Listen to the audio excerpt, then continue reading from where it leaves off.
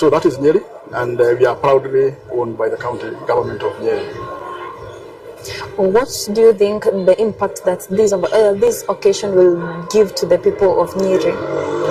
Thank you so much for that question. Yeah, we are looking forward to this exposure because it will be able to elevate us. It will be able to take our story out there to the public.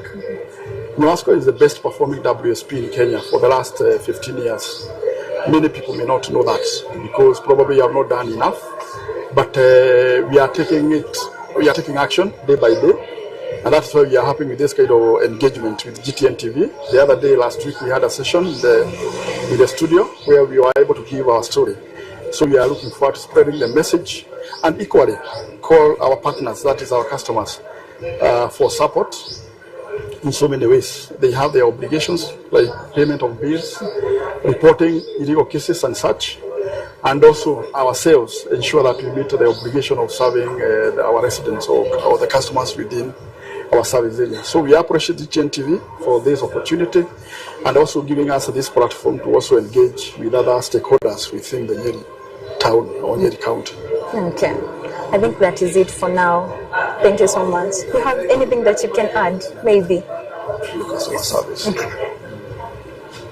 My name is Francis Kura. I'm the Chief Manager, Commercial Services.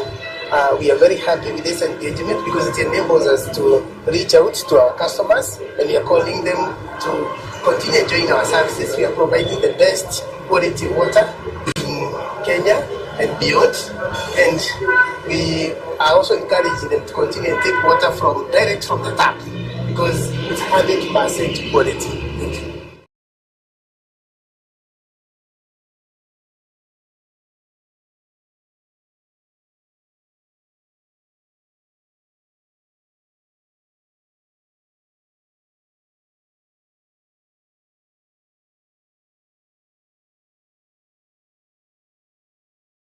Uguo niguo maundu magitariĩ gũkũ mũkawa-inĩ wa White Rhino kuria business itiganĩte itongoretio kumagia kwĩ county government ikorirwo igĩũka na gwĩkinyia nĩguo makorwo makĩaranĩria na arĩa angĩ nĩguo makorwo magĩkinyĩria makĩbanga njĩra iria megũkorwo magĩkinyanĩria motungata mao kũrĩ mũingĩ wa Nyeri County. Nĩ ngatho makĩria kũrĩ wothiĩte na mbere kũnyitanĩra na kwĩrorera ceceni wendete ya GTN TV. Rĩtwa rĩakwa nĩ Snyder Shege. Tũgũthiĩ na mbere na gũkorwo tũkĩaranĩria na andũ matiganĩte kũrĩa megũkorwo magĩtũtarĩria hihi nĩkĩ mokire kuonania gũkũ mwena wa White Rhino na nĩkĩ nĩ motungata marĩkũ marĩa makinyagĩria andũ a mũingĩ kana mũingĩ wa gũkũ Othaya mũingĩ wa county ya Nyeri. Twathiĩ twaranĩrie na mũndũ ũngĩ wa kambuni ya Britain ũrĩa ũgũkorwo agĩtwarĩria na hihi agĩtwĩre nĩ maũndũ marĩkũ hihi marĩkũ makoretwo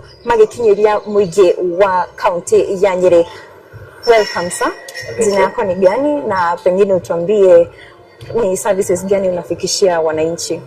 My name is Chogora Desiderio. I'm one of the unit managers in Nyeri branch. Every time we offer financial services, we help people to start and develop their businesses. Because mainly you find that we also people to invest their money. Because we say there's no much money that cannot be depleted, and there's no little money that can't help someone. It all depends on whose hands it is. So basically, we help people whenever they work. You work, you earn, you save, you invest. So every time you finish the cycle, you are building your capital. Because mainly what happens, people want to do business, but in many cases, the source of capital determines how fast your business peaks or how far it is before it peaks. Generally, we have four main sources of capital. The first one is the employment benefit, whereby an employment benefit you have three aspects. If one is on contract, they get a gratuity at the end of their contract. They also take some can also opt to take terminal benefits. Maybe you don't want to work at the end of the contract, and then lastly you can wait until you retire and get pension. That is one source of capital. The second source of capital is savings, and that is generally what we develop in. So basically, just like I've said, when you work, you work. When you work, you earn. When you earn, you save. When you save, you invest. The other source of capital to start a business is disposing an item. People have disposed their vehicles, their plots, their ancestral land to start businesses. And the last option is borrowing. So in many cases, you find that many people want to borrow to start a business, but generally, a bank will give you money when you're already rich. A SACCO will give you money based on your savings. A SHIROC will give you money based on the collateral that you're able to raise. So generally, we encourage the people to, first of all, exhaust all the other avenues before they go to borrowing. Loan is very good, but basically, compare loan with the fire during the COVID seasons. Money is supposed to be spent on ongoing projects, not to start a project. But many people are paying loans that they don't account for. In many cases, people will borrow loans that they don't need. They spend with the people that they don't like. Eventually, in the short while, those people are spending on. They lose interest in you, but they don't retain the interest. Okay. Yeah. So by the end of the day, you are left alone with your loan. So basically, just like I've said, a loan or a facility is supposed to be spent on ongoing project, not to start a project. Generally, Britain helps everyone. The big investor, the small investor, to start small and grow their finances. Okay. Yes. Maybe how many branches do you have around here in Nyeri town? In Nyeri town, we have one mini branch, but countrywide, we have more than 20 branches. Okay. Yes. And maybe if I may ask, what impact do you think that this kind of event will bring to the organization? Well, basically, by the virtue of being here and GTN being a global television, we are going to network with the people, because basically in everything that we do, we look for customers. These customers give us clients, then we get connections and network. And in the process, we are building self-confidence. So by the end of the day, we intend to widen our network. So by the end of the day, we are going to go to those institutions that we have met here and beyond. Like now, currently we are doing a Tier 2, this is an NSSF Tier 2. We have been accredited by RBA to do investments for pensions for the small organizations and the big organizations. And generally, you also tend to reach out on people to help them invest for their children, because we say generally Britain is just about helping people to plan. Yes. Okay. So thank you very much, sir, for coming and showcasing what you have with us. Yes. Maybe kama uko na kitu jambo lolote lingine ambalo ungetaka kuongezea, maybe you can take the floor. Only that I can tell maybe the viewers is continue watching GTN. It's a good station. It's a place where you have a home of gift and talents. Let's continue growing and maybe multiplying our talents so that in the future we can become important to the society. Sawa. Yeah. Thank you very much. Yeah. Thank you for talking to us. Thank you. Okay. So mwiroreri wa GTN TV ugo niguo maundu makihana ni mathomo matahana mathomo guku kuria uracemania na bengi iria irakorwo igikwariria maundu maria megukorwo maundu maria megukorwo magigukinyiria we wita mwiroreri kana wita muikari wa county ya Nyeri. Tugukorwo tukiraniria na kambuni igi aria ona mokire gukorwo makiguana na ithuĩ niguo makorwo magitukinyiria kana makorwo magikumenyithia ni motungata mariku makoragwo magikinyiria muingi. Karibu sana. Asante. So welcome, this is GTN TV. Tell us, we kambuni ni CTI, tuambie ni motungata mariku mukinyiria kuri muingi. Sawa. So my name is Midhamo Kibata, and I am the branch manager here at TTI Hospital Nyeri, and this is our BDM. His name is Duncan. So our whole purpose for being here in Nyeri is to offer comprehensive eye care to the people of Nyeri. Many times when we think of eye care, we think of glasses at most, but there is a whole lot more that goes to eye care. So we've been around for over 9 years, that is CTI Hospital, and last year we decided to come to Nyeri, and this is the reason why. There is no reason for people of Nyeri to travel all the way to Nairobi to get eye care. So we saw that we need to come here and offer the same full comprehensive services that we offer in Nairobi to the people of Nyeri. So we are open 5 days a week from 7 a.m. to 3 p.m. We have 2 full-time consultant ophthalmologists. So anyone walking in has access to a full eye care at very affordable prices. Okay. Yes. Maybe let the Mwananchi know where you're located specifically here in Nyeri. Yes, so we are located at the Asian quarters, and that is next to the new stage. So if you're lost, just get to the new stage, the one that's being opened near the Asian quarters, and we have a signboard there to direct you to where our hospital is located. Okay. Yes. So maybe what impact do you think that you will get as a company from this kind of event? So many times people ask, so what does healthcare and corporates have in common? So this is a partnership. Everywhere we have people who need eye care. It's not only in the community, it's not the old ladies or the old workers in the community, it is the people around us. When I walked in here, I noticed over 30% of the people have glasses. That means those are our clients, those are people we can work with to ensure they have good quality eye care. Doesn't matter if you use your livelihood demands you to be in the farm. It doesn't matter if your livelihood demands you to be staring at a computer the whole day. All of us need to see and need to see well. And so that is why we're here. We'll be in the community, we'll also be in corporate events. We want to make sure everyone has access to eye care. Okay. So thank you so much. If you have anything else that you can add? You're all welcome. It doesn't matter if your eyes see well, come and see us. We'll ensure you see well for the rest of your life. Sawa. Yes. Thank you so much for visiting us and coming to this event. So thank you so much. Nigatho makiria mwirorerwa GTN TV tugo wakiona uguo nigo maundu magithiete na mbere gukorwo makihitarie mwena wa White Rhino kuria motungata nginyagia maitho nginyagia make mothe ni urakorwo ukikorwo ukimenyithio niki maundu niki ni haria ungithie na gutuika wa kumona. Nigatho makiria thina mbere na wiroreri ceceni ya GTN TV twarie na mundu ungi haha akorwo agitutariria niki kambuni yake ikoretwo ikirehera muingi wa Nyeri. Karibu sana, tuambie jina lako na the organization you're here for, na what impact you think the event will do to the organization. Karibu. Thank you. My name is Wahome Kipepeo and I'm the CEO and founder of a company called Tembeza. So our tagline is innovation that inspires domestic travel. So we're interested in doing tourism business in Nyeri, and we have been doing it actually. So we are doing camping activities. We have a traveling group, and every month we are visiting a new place within the Nyeri County.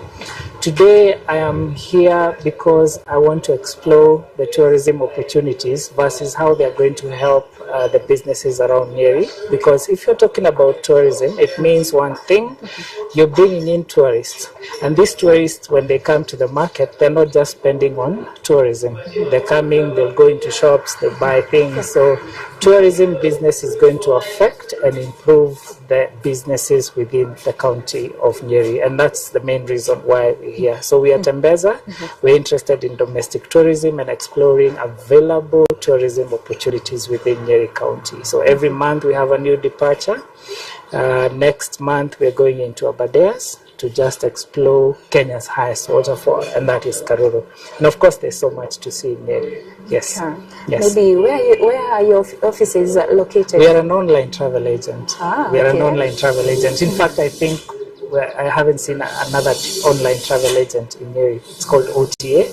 So you can get our links and do the bookings. So we are available online on all social media. We are available as Tembeza. Okay. Yes, asante. So, sawa. Thank you so much for talking to GTN TV. Asante. Okay.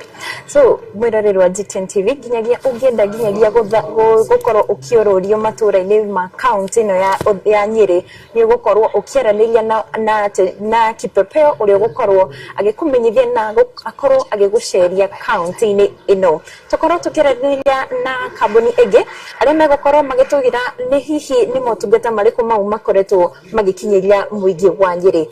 Karibu sana. Asante sana. Jina lako? My name is Anne Ongeshi, proprietor, CEO, Milagros Technologies. We are based in Nyeri. We are detergent and soap. We say everything skincare and body care products. Yes. And we deal with institutions. We are basically a cottage industry, and we do deliveries wherever in Kenya. We say it's free of charge in Nyeri and at your cost, at your convenience, using your convenient courier services. Yes. Okay. That we are reachable online on all social media platforms. Yes. This is my team. We call ourselves Milagros, and we go by the name Elmi Detergent is our trade name. So we are grateful to serve the people of Nyeri and Kenya at large. Looking forward to having the next giant in soaps and detergents in Nyeri County. Okay. Yes. So what impact do you think the organization, the event will do to the organization? We are looking forward to reaching a wider scope in our marketing. and we already certified, so we are looking at partners out there who take our products to the next level, especially in the retail outlets. Okay. So, sawa. Thank you so much. Okay. We appreciate. Okay. Thank you for talking to GTN TV. Thank you. All right. So, thank you. Mwiroreri wa GTN TV ni gatho makiria kuri we utari uranagio ni gutinda gukorwo ukirorera ceceni wendete ya GTN TV na gukorwo uthiete na mbere kwaraniria na ithuĩ ni gatho makiria niwe uthiete na mbere kwaraniria na ithuĩ tukorwo tukiaraniria na kambuni ya MUNANU Sacco aria no megukorwo makorwo magitutariria ni hihi ni motungata mariko magukinyagiria we mwiroreri wa GTN TV. Karibuni sana. Asante sana. So majina yako na MUNANU, utueleze wananchi ni nani and then what service unatufikishia. Asante sana mwiroreri wa GTN TV. Gutiri na kambuni ĩngĩ kana headquarter ĩngĩ ikoragwo kuri Othaya tiga GTN na MUNANU Sacco. MUNANU Sacco ni kambuni ya utungata wa mbeca, uhoro wa gusave na uhoro wa ngombo, na tuna motungata maingĩ muno na uhoro wa development loans, uhoro wa school fees loans na maundu maingĩ ta macio. Na muthi ndinoka ndĩnyiki nĩ ndoka na branch manager wa gũkũ Nyeri etagwo Ann. Nĩ turakena muno nĩ GTN kũreha maũndũ ta maya, koguo nĩ turakena twĩ gũkũ ũguo na tukera mũndũ wothe wĩ Kenya twina njĩra ciothe cia gũtũnyita. Ũngĩũka kũrĩa ofici, ũngĩingĩra mitambo-inĩ online, tuge ni WhatsApp na maũndũ macio mothe twĩkuo. Sawa. Hihi ni impact ile corona mufango uyu wa event teno ĩngĩkorwo kirehera kambuni yanyu?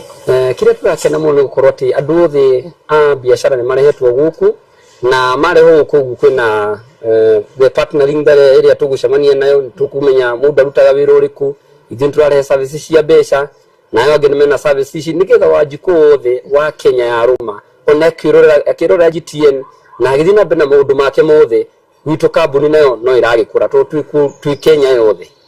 Koguo turakenera partnership iyo na nitugukorwo turi na feedback thutha wa uhoro wothe. Ni gatho makiria ni go spare time na gukorwo kiraniria na GTN TV. Ni gatho makiria ni mwiroreri wa GTN TV. Ni gatho ni wothiete na mbere na gukorwo kirorera ni togo wa kigwa maundu ni maingi marakorwo makiendio guku kumana na motungata ma fegi, motungata ma kwamukira roni, motungata o mothe maria ungikorwo ugifatara mothe ni ugukorwo ukimamukira kumana na kambuni ici cirakorwo cikiaraniria na GTN TV. Koguo waida rere tukorwo tukiaraniria na kambuni ĩngĩ na aria makoretwo mari guku niguo magikorwo magitutarithia niki maragukinyiria we wita mwiroreri. Karibuni sana.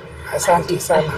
Maybe ni kampuni gani and then the impact that na ni services gani mnafikishia wananchi na the impact the event will do to the organization. Karibuni sana. Asante. Thank you muno niko tuwe mwanya uyu wako araniria na eroreri yanyu.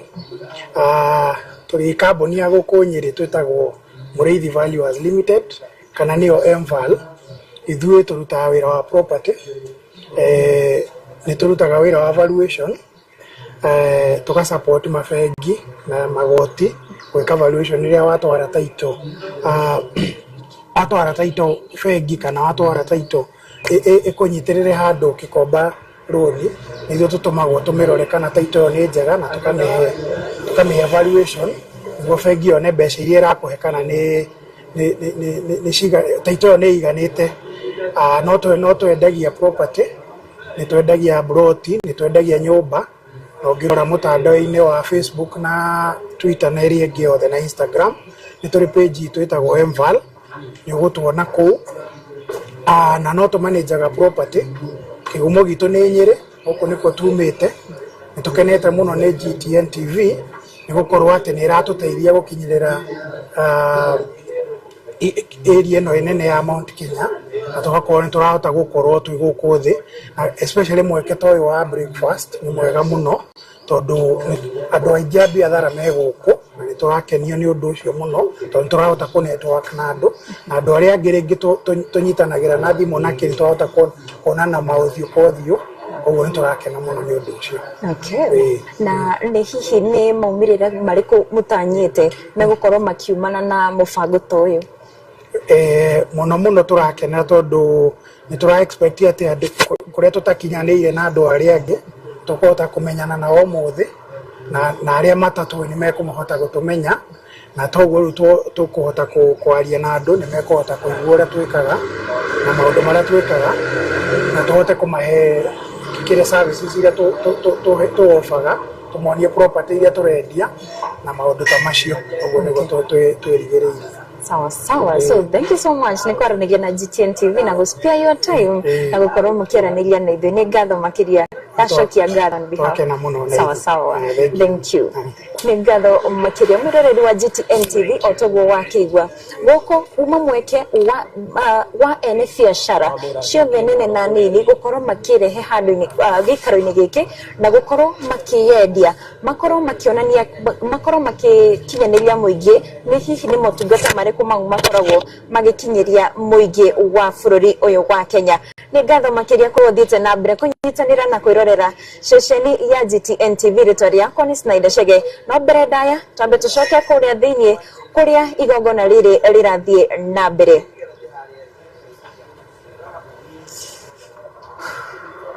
We have a very special token for you on behalf of Nyawasco, and I'm going to invite our CEO and our patron to just come for a moment and just handle over that small token in a small way for the long partnership journey we're going to.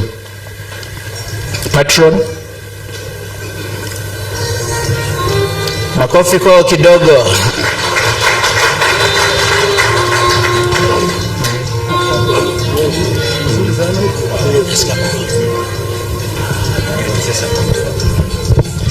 Thank you, Mr. Ba. Good morning. Good morning, everyone. I think this is a very, very important time that we have heard your success story. And I think it is very important I say that Nyeri is one of the county that surrounded by so many things, good things, that actually has put Nyeri on the world map, starting with Nyawasco. And I think if all of us we partner together, we can put this Nyeri somewhere else. Everything should start from now. The train has left the station, the journey has started, and the change will start from us. So Nyeri is ours, the business is ours. Are we together? So thank you so much believing in our concept, and I know things are going to start. Many young things are on the way. GTN is here for you. What we did, we just incubated the idea, and now the idea has been taken by you. Thank you so much, and I think we're going to partner more.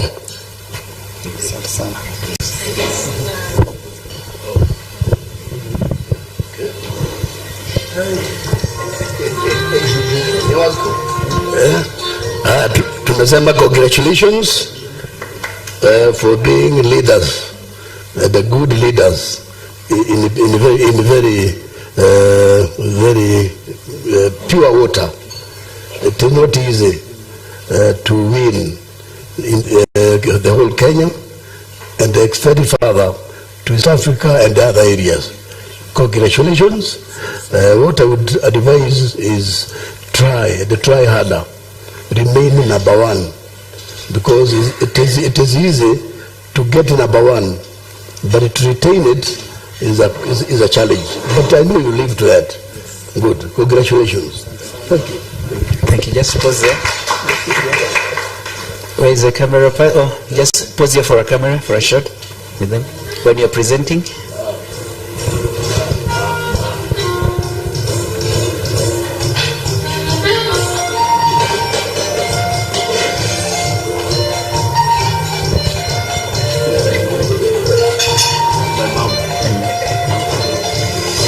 Okay, thank you very much, and I hope you all signed your photo and video consent forms, because lazima tuwasambaze. These 4 handsome men on stage, lazima watambaye. If you have to trend. And as you're enjoying and finishing your breakfast, I didn't even tell you what we have in the house, what store we have in the house. We have great speakers. So I wanted you kwanza mpate nini kitu kwa tumbo, so your stomachs are not growling and crying for your attention. We have a very, very wonderful lady who is going to talk to us in a while. Her name is Jackie Kago. If you're on social media, and in this day and age you should be, she goes by Cousin. If you have never met cousin, today you'll have the opportunity to do so.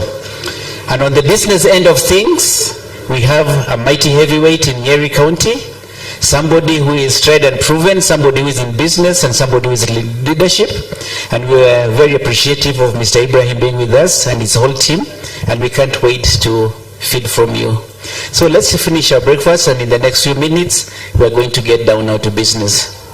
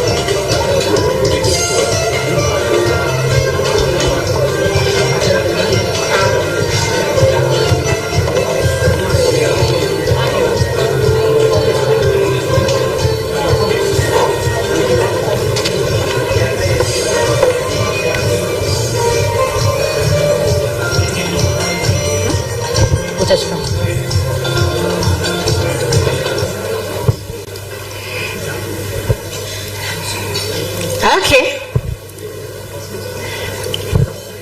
Good morning once again. I get the opportunity to introduce myself rightfully now. My name is Christine. Can I say very strongly known as Jedwali Africa Marketing Agency, the official marketing agency for GTN TV. Okay, a brand that I'm so proud of, a baby that I've seen grow to where we are right now, a baby that I can actually introduce to and be proud of.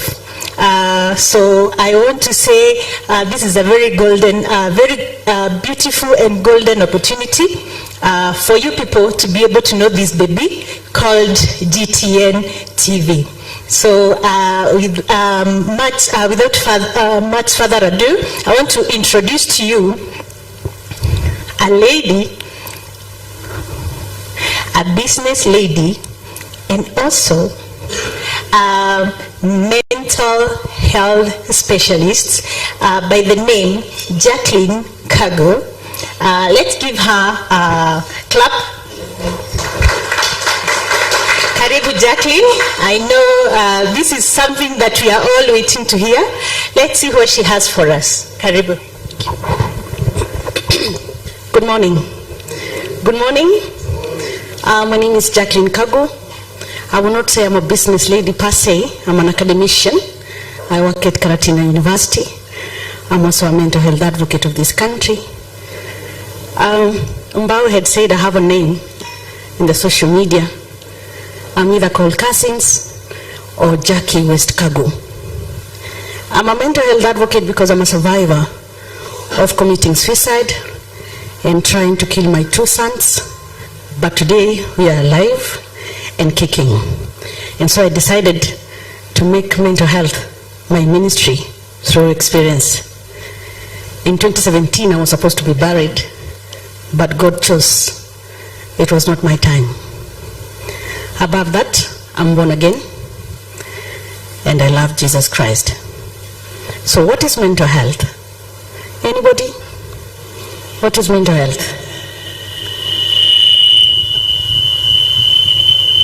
Okay.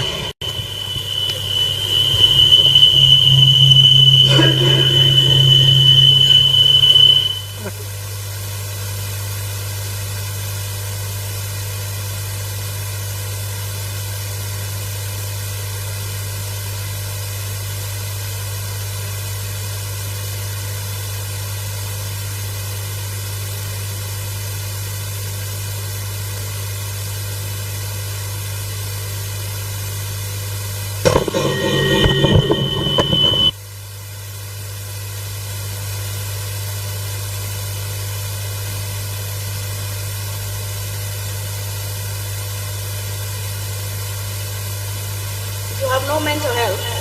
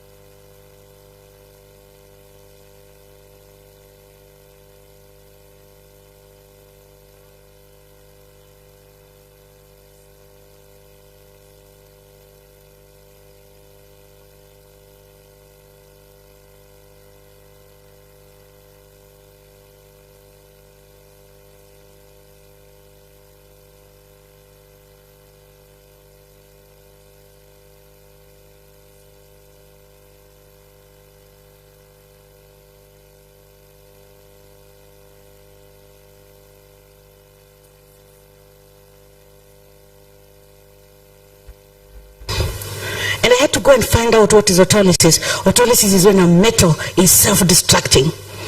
So he told me I'm self-destructing. Why?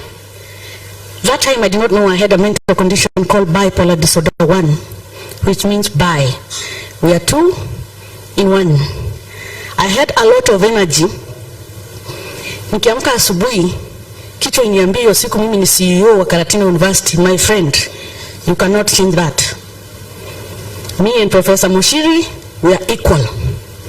So he packs and I pack next.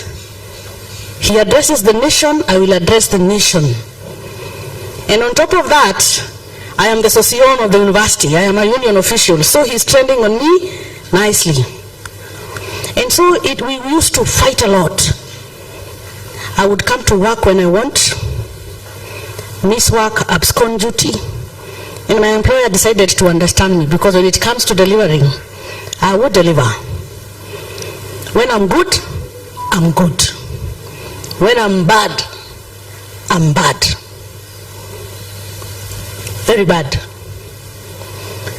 And so, that stuff that you have, Nyerasco, Britam, our guest here, do you check on their behavior when they don't come to work in the morning?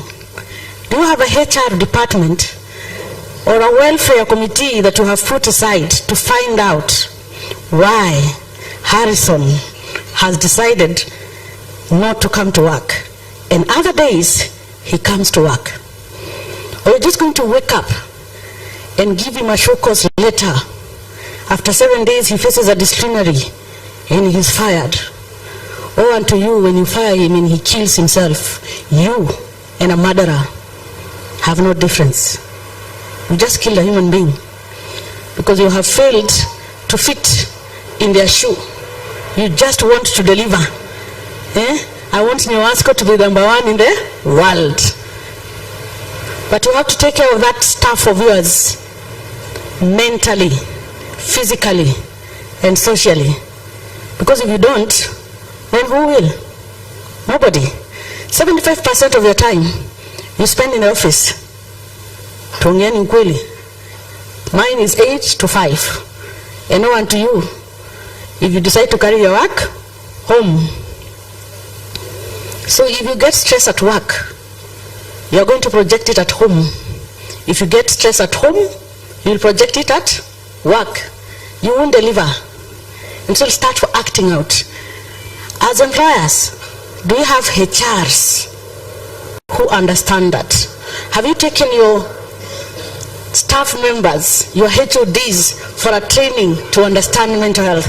I'll tell you about my employer. My employer is Karatino University. They have partnered with mental health institutions where if a lecturer goes haywire, wako, prof is here. If a lecturer just behaves in a certain way, he is an alcoholic or he's just acting out before they face disciplinary, being a member of a union, staff union. The same way the court says, prove beyond reasonable doubt that that human is sane. It's the same thing I tell the University Council. Prove beyond all reasonable doubt before taking this man home or woman that they have faced a psychologist, a clinical psychologist, just to say it is safe to fire them. They face a disciplinary when they are sober, mentally. Partner, Britam wako hapa, I know they have that. They have that medical cover. Actually, they are among the very few that have that medical cover of mental health. Because in future, because I'm a mental health advocate and I'm working towards that, we will start suing companies for firing people with mental health conditions, because the Mental Health Amendment Act has given that provision. If your employee is coming to work drunk, that is not a misconduct, that's a disease. It falls under a disease. Nani peleka mzee rehab bwana. Don't throw them away. Take them to a rehab. Sign you free. I work with the second lady. Just forward his name to the chief. If you can't afford to go to Britam, then that person is admitted, right? If you're having a female colleague, wako hapa, coming to work when they want, at 10, shouting at staff, mostly tellers wa bank, shouting at staff. Sijasema Safaricom, wasichana Safaricom natural wamezaliwa hivyo. But there are those tellers who go in a bank, they just have attitudes. Have you ever asked yourself why? That person is sitting from 7:30 to maybe 4, right? Or 3. And they don't leave work at 3 to maybe 5. Apata yako na short ya 40k. Na itakata wapi? Mshahara. Then they go home and they sleep. They wake up to the same routine, day after day. That person mentally, if they're not taken care of, will have a trigger which makes them rude naturally. It happens to bankers, nurses. They're just rude because of the time cycle. And nowadays it is happening to teachers. Why? Because even the holiday break you give them, they have decided to work. And so they start beating your kids to death. Why? They are not sleeping. The same kids you are giving birth to. Unataka asome, akue governor. Asome, akue daktari. Despite us giving you CBC, you just want your son and daughter to deliver. That child is not sleeping. I'll give you a perfect example. During COVID, walilala sana. Ukweli? Then they went back to school and you wanted to beat the timeline. So they were studying up to maybe 10 p.m., 12 midnight. They started burning schools. They started beating their teachers. Why? Without sleep, you cannot function. So take care of your mental health. Take care of yourself. If you don't take care of your mental health, you start having high blood pressure. Skari imepanda, skari imeshuka. You become something else. Something very bad. Let me tell you, I'll take you back. Before my time, I think my time is almost over. When I was in high school, hata sahi nikarudi Kahuia girls. Those that know Kahuia girls. Hey, anafunga shule. I have driven a bus. I was in Form 3. I drove a bus. Niliangalia basi, mimi basi. I used to watch those movies called Rambo, Schwarzenegger. Hey, no, there were some wires under the steering wheel. You're like, ikakata basi ikaguruma. My friend, niteremko huko, kaua ng'ombe, sungura za agriculture. And I was not worried. I was okay. My father was a teacher at Kiagovo High. Iko tu hapo. Akapigiwa simu akaambiwa ni kama kumeshikana kidogo. Kuja. And unfortunately, my mom's sister was the principal. So my dad came comfortably akidhania everything is okay. Napata nimeko kwa kona. He paid 40k. You know 40k was how much money there? He was speaking Kikuyu or nose, not English. My mom was breathing fire. My mama akikasirika kuna Form 4 nikaangalia fire extinguisher. I want to explain to you mental health even to your kids. Fire extinguisher dormitory. So I look at the fire extinguisher, tumefanya cleaning, dormitory ni safi. Nikaingia nayo dormitory. Na kila mtu uko ndani amelala na jiset turudi traps. Palikuwa pameandikwa press. That is what I did. Pull, press. Kumbe ilikuwa powder ya white, my friend. Ilijaa. They were all coming out white. Screaming, hysterical. My mom was called.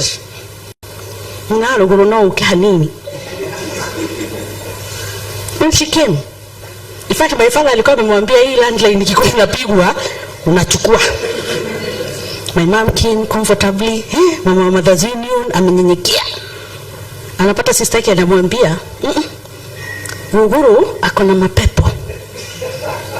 Sababu she's performing but to maudwe kaga. Tito anakama itu. Nimuroge.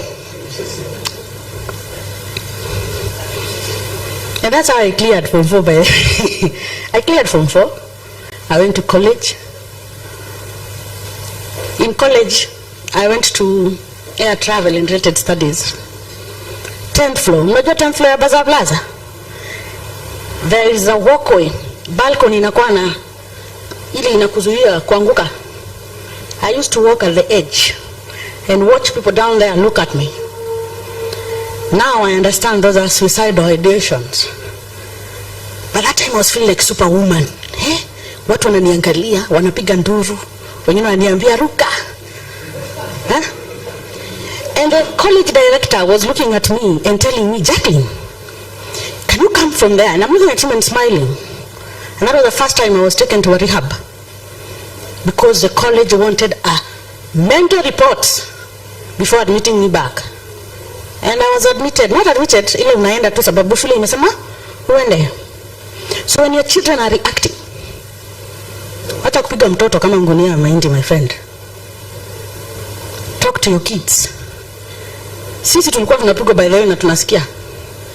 Let us call a spade a spade. Ulikuwa unaangaliwa na mama yako na jicho ingine, una behave, una conform na mutaratara hiyo hao. Sahi. My son is right there at the end. We have a conversation. We talk.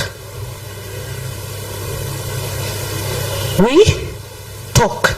Not me talking at him. Discussion. I need you to perform for the sake of your future. Mom, I'm not performing because of this and this and this. How do we go about it? Mom, I don't want to go back to that school. Wewe sababu ulisomea Muhai, unataka mtoto wako asomee wapi? Muhai. Kitakuramba, my friend. He will bang that school. Or just study to study and bring you an E. And tell you, Mom, uliniambia enda Murang'a, nilienda na nimemaliza. As I finish, I'll give you a very sad story I dealt with last week of a girls' school in this Nyeri. A national school, a Catholic school. The principal called me and told me, kuna shikana kidogo kuja, 9 p.m. And I drove. And I went to that school. And I found a girl at the corner crying hysterically. Hata aguzwi. Unaguza kidogo apiga nduru na shinda halipigwa. And so, I called a clinical psychologist who injected her and she slept. Yesterday, niliamkia wapi? That school. She was calm and ready to talk. Do I call your mom? No. Do I call your dad? Huyo hapana. Do I call anyone in your family? No. Now, can you talk to me? She looked at me and she said, yes. She's in Form 3. And I asked her, what is your problem? She said, the principal found me kissing another girl. And they wanted to chase me home. And that's why I was acting out, because I don't want to go home. And I asked her, are you gay? No. Are you a lesbian? No. And why are you kissing other girl, Shwali? Umeamka tu hivi zikakusho. Do you do bangi? No. I'm asking that because I've done that for 10 years, bangi, even when employed. And she told me, my mom beats my dad beats my mom every day when we are on holiday. And the last time, alipiga mamangu and broke her skull. And she was admitted at Odspan. And my mom lied that she fell. That's the cycle I go to home every time.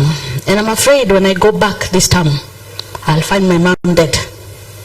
So I hate men. I basically hate men. And so unatukia wa babas, decide to kiss ladies. That's what I asked her. She said, no. I want my dad to feel the shame and feel the pain. No, your dad ya kuhuko nyumbani huko hapa shule. Who is feeling the pain? Utamfikia tu. So what were you planning after kissing that girl? I was planning, I burn the dormitory, it goes to the news, then I go viral with my story. Now that is pure shame to that man. But to whose loss? Your child. Haki ya Mungu. Nona hiyo room yaitwa bedroom. Kwako, folks are married. There's a reason it's called a bedroom. Deal with your issues there. I deal with mental health kids of Nyeri. I know you, parents, more than the teachers. I know you more than anyone else. I beseech you, businessmen and women, husbands and wives, parents, that room, use it for the sake of the next generation. Because if you continue with acting out because you're also having mental issues, upigangi bibi ni kutaka umejikuta. Seek a counselor. Because in the future we are going to have psychopaths as kids. You'll have a child who will kill you literally wewe umemza. Don't take them to church. Me remember my dad when I was admitted at Mediva Wellness Center for 6 months. Aki aliniitia watu Gateri wa SK to pray for me seriously. Kidogo tu hivi aniitia Pastor Ng'ang'a venye kulikuwa kumeta. Because my dad is a teacher, a respected man. Kidogo hivi. And I was feeling, I am in a hospital, sick, mentally. Kama ningekuwa na cancer, wangenitia watu wa kuomba. I could be on chemotherapy or such things. Aki my dad and my mom walinitia watu Gateri. One day I remember Bishop Washira, Baron of Victors, came with holy water. And that's the time I decided to become a mental health advocate.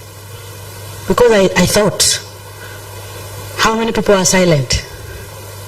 How many? Hata hapa wako. In every 1, 2, 3, 4, 5, 2 have a mental health condition. Jichunguzeni. In every 5, 2 have a mental health condition. I'm serious.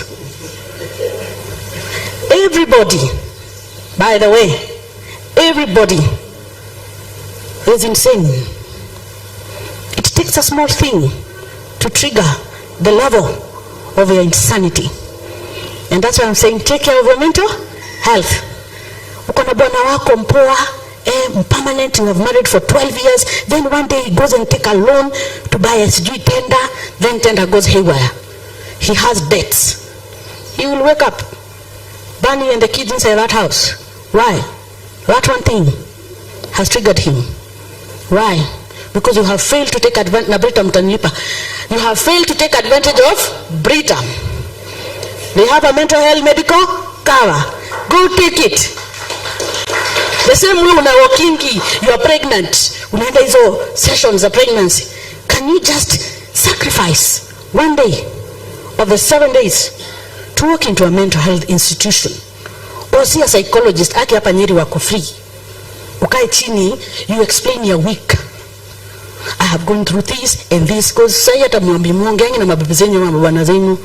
Just talk to a professional. Let them understand you.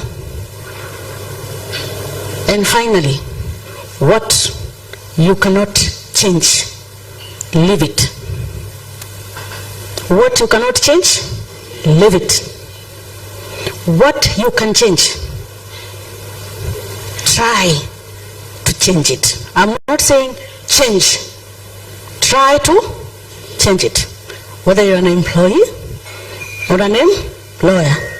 I have given you a deadline. No, Jacqueline, I want report, I want minutes. What I can, I will do. I will try my best to do it. What I cannot, you cannot. God bless you. Love you all. Now, Jackie, before you leave, we have to demystify this thing called mental health. Just stand here with me, just stand here. I don't know why as Africans, because of culture or history, that we consider mental health taboo. Going to a counselor is beneath us, and especially as men. And there's so many things we don't know, right? Like there's one thing I want to know right now. You said you're bipolar. That is true in one. So if somebody marries a bipolar, can he consider himself a polygamist?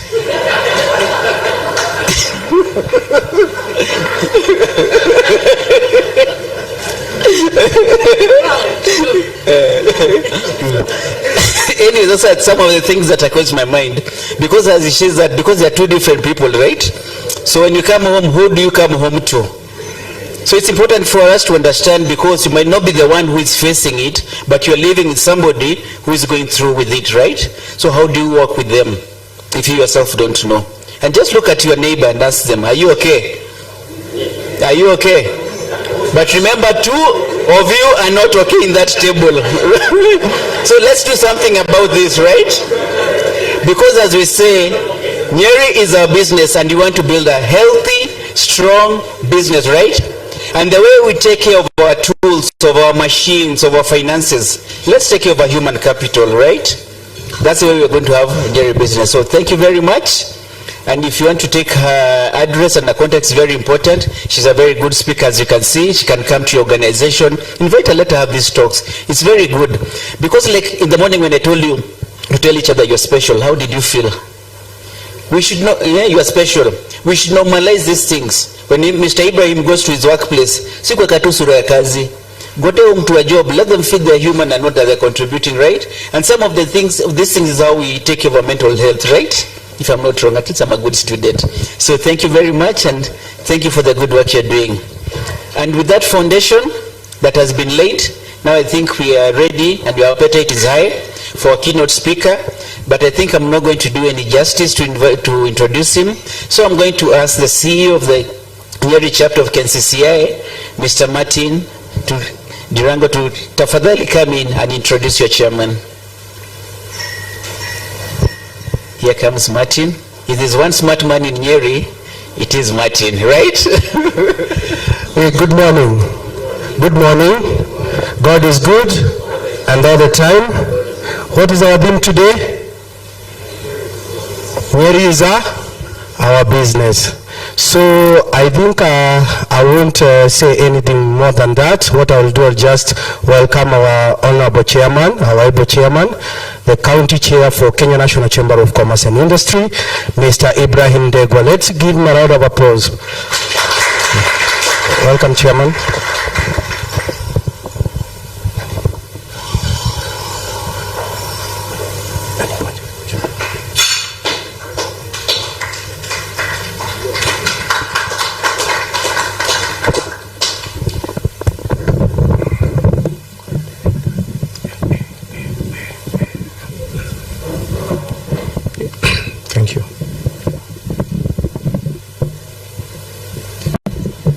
Good morning, all of us.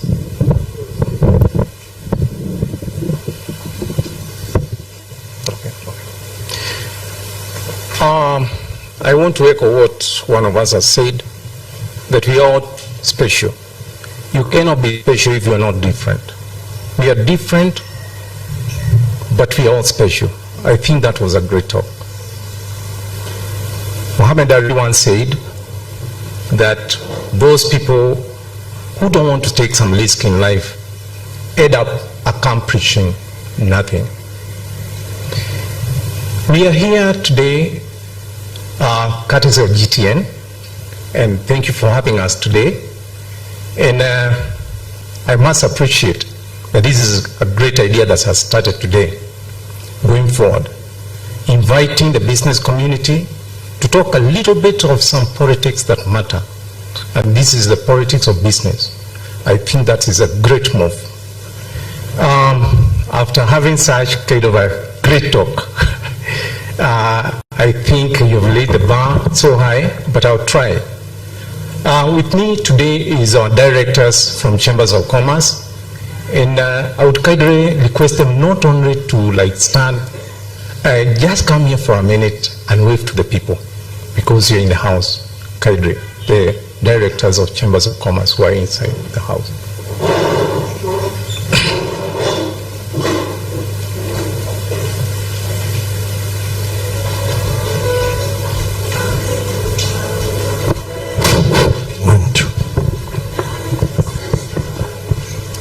As you can see, Chambers of Commerce is full of lions. As you can see, it's full of lions, all right? But we had some of our sisters who are not in due to some unavoidable circumstances. And I think you can just say your name from that end. We are more than peace. Or from that end, sorry. Hi, good morning. I'm Widaka, Director at Chamber of Commerce, Nyeri. Thank you. Good morning. My name is Isaac Gishohi Mwangi, one of the directors. Good morning. I'm Jambo. My name is Bipin Shah, Director of Chamber of Commerce Nyeri Chapter, as a business custody supermarket limited. Thank you. God is good. Another time, Kinyoa Mungu, Director, Nyeri Chamber of Commerce. Good morning. Mungi Francis, Director. Good morning. Wahume Macharia, Director, Chamber of Commerce. Thank you very much. Sorry. Good morning. My name is Wanjohi. I'm also a director with KNCI. Asante. So thank you very much. You can have your seat. So for me, I'll keep it very brief and slim because we have something to say. I'm sure we have come here with a good reason, and the good reason that we are so passionate about, and our theme is encouraging teamwork. It's only telling you, like, if we say Nyeri is our business, then we start to realize that not even one single of us who can be equal to what we want to achieve within the county. And having said that, it simply means that we have to understand what we have, and once we understand what we have, then we can learn with it and try to make some sense. And I will not keep you for long, but because I want to quote some of the few things and to be very precise, please allow me to lead my speech so that I can qualify to be around the time that I've been given. Today we are gathered here as a people who share a common interest and who are joined together by a common market space. And we must ask ourselves how to succeed in a business environment that is becoming increasingly complex and impatient, but personally, I'm here with a big idea. This gathering, having chambers of commerce on board, I feel it's qualified when we are talking about business. Chambers of Commerce is an organization that has been there for hundreds of years. This year we'll be celebrating our 248 years in existence. We remain local, yet we are still international in scope. Chambers of Commerce, that is called now KNCCI, Kenya National Chambers of Commerce and Industry, was established in Kenya in 1965. But Chambers of Commerce came into existence in 1776. If we get those facts right, then you can understand that we are an organization that is well networked. We have 45 million networks of businesses from every sector of business. Chambers of Commerce is a body that is recognized and respected all over the world. As a matter of fact, there are places in the world you'll never get to lead people. And a good example is United States. Until these people hear what the Chambers of Commerce is saying, the opinion of Chambers of Commerce, it is respected. It is well networked. We can do your itinerary. Well, in Kenya, tunaweza kukupanga. Kwa South Africa, tunaweza kukupanga. USA, tunaweza kukupanga. Tukiwa hapa. You know, sometimes we don't know what we have. You know, like my dad used to tell me, like those children who have a cow at home, when they are told to go and feed that cow, they think that the parents are becoming very unkind. But those children who are born in homes that don't have cows, as they pass by, they ask God, what really became of us that we don't have a cow? So now you see that's why we're here. we want to address ourselves and get to understand. Mr. Bao here said and celebrated the many people who have provided leadership in our county, within our county. And later you understand we had the third president of Kenya, President Mwai Kibaki. And I want to say heko to GTN that you have started something, because you know Kibaki left a very high bar for Odaya. We don't want to disappoint him where he sleeps. And we are going places. And let me tell you, this land has been endowed with great people. But sometimes, as I'm saying, we don't understand what we have. One of the electors who has just left here is not Kenyan born. He has come all the way from India to do business in Nyeri County. What is that he saw that we are not seeing? What is that people like Den and Kimadi saw that we are not seeing? What is that people like Wangari Maathai saw that we are not seeing? We must ask ourselves a big question. What is that a person like the leader of the World Scouting Movement saw that we have not seen? And he says, when I die, I want to remain in Nyeri County. What is that Nyada, the present Nyada saw that we never saw? You can understand that Nyeri is a land of great people. There is some greatness that are in this city and in this county that we must start to interrogate and ask, how comes one of us, one single person, can wake up one morning and say, enough is enough, and I don't want to die kneeling, I want to die, if I must die standing. That is none other than Kimadi, dead and Kimadi. All right? So we have to tell ourselves that we are going places. For the time I've been in Chambers of Commerce, I came in Chambers of Commerce when there was a problem. There was a problem on insecurity, and everybody was killing, people were killing each other like cats. I started seeing like there was no voice that was really very strong for our people. I was a victim myself. I'm a businessman in this city. And I wondered now, how comes nobody is speaking? How comes? And guess what? I woke up one day and said, enough is enough. People are killing each other even outside Keganjo Police College. You cannot imagine. With guns. So I gathered people, young people from the university. We started doing network. We started calling people for gathering. And it was not easy. I gathered 1,000 people from all over the county. And I said we have to have a voice. We have to say that we are being killed while other people are keeping quiet.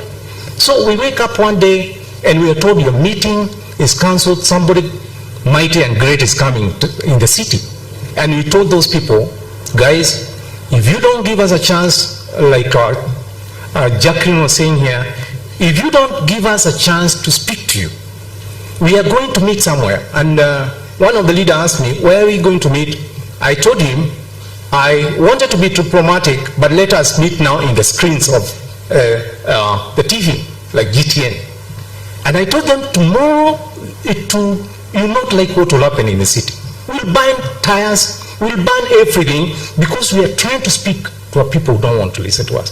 Finally, they realized that we needed to speak to these people. When I called this meeting, because of the way the machinery disturbed us, we were able still to raise 750 people within the county. And that was not a small number. So, and that is the time Chambers of Commerce invited me and brought me on board. They told me, hey, we've been trying to call people, we have never seen this. And they told me, come, we work together. Come now, we work together. So that's my history. And we started working together, and I felt like this is the time to give back to the community. Not for pay, but at least to have a voice of reason, where you can speak, where you can do it for people, not really doing it for yourself. Do you know what? If we were to bury the late President Mwai Kibaki, because he was a great man, and what made him great is because he gave back to the community, what we call community wealth. Something that you do not to benefit yourself, but to have some other people get that benefit. We could have managed that month for a whole month because everybody wanted a chance to speak, would have looked for a chance to speak. Why? Because he's a man. Look at what he has done. He did for us. Free education. Look at what he did. Thika superhighway. And many other things that he did, but he narrowed himself down to get to discover what is that touches the man at top and the man at the bottom. That is what we do in chambers of commerce. We come up with policies that these policies cut across, policies that touch of the blue multinationals and down to what we call in Kenya Mama Boga. We remain, from where I stand, we don't are political. That means we don't involve ourselves directly with the politics of day to day, because we want to welcome and bring everybody on board to do business. We also are interested in covering areas of investment, areas of commerce, and areas of trade. That's where we shine, and that's how we connect. One of our foundations is networking and partnership. That's why we are here.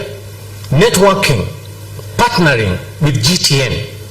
When GTN came and they approached me, and I listened to the CEO who is here, whom we celebrate very much, Mr. Wanjohi, and his staff, I felt that this is the media that is going where we are going. Today, to get to speak to media, I don't want to tell you the truth behind that, but I know if you are a victim of media, and I'm not trying to say anything negative, that's the hard truth, that we have to wake up.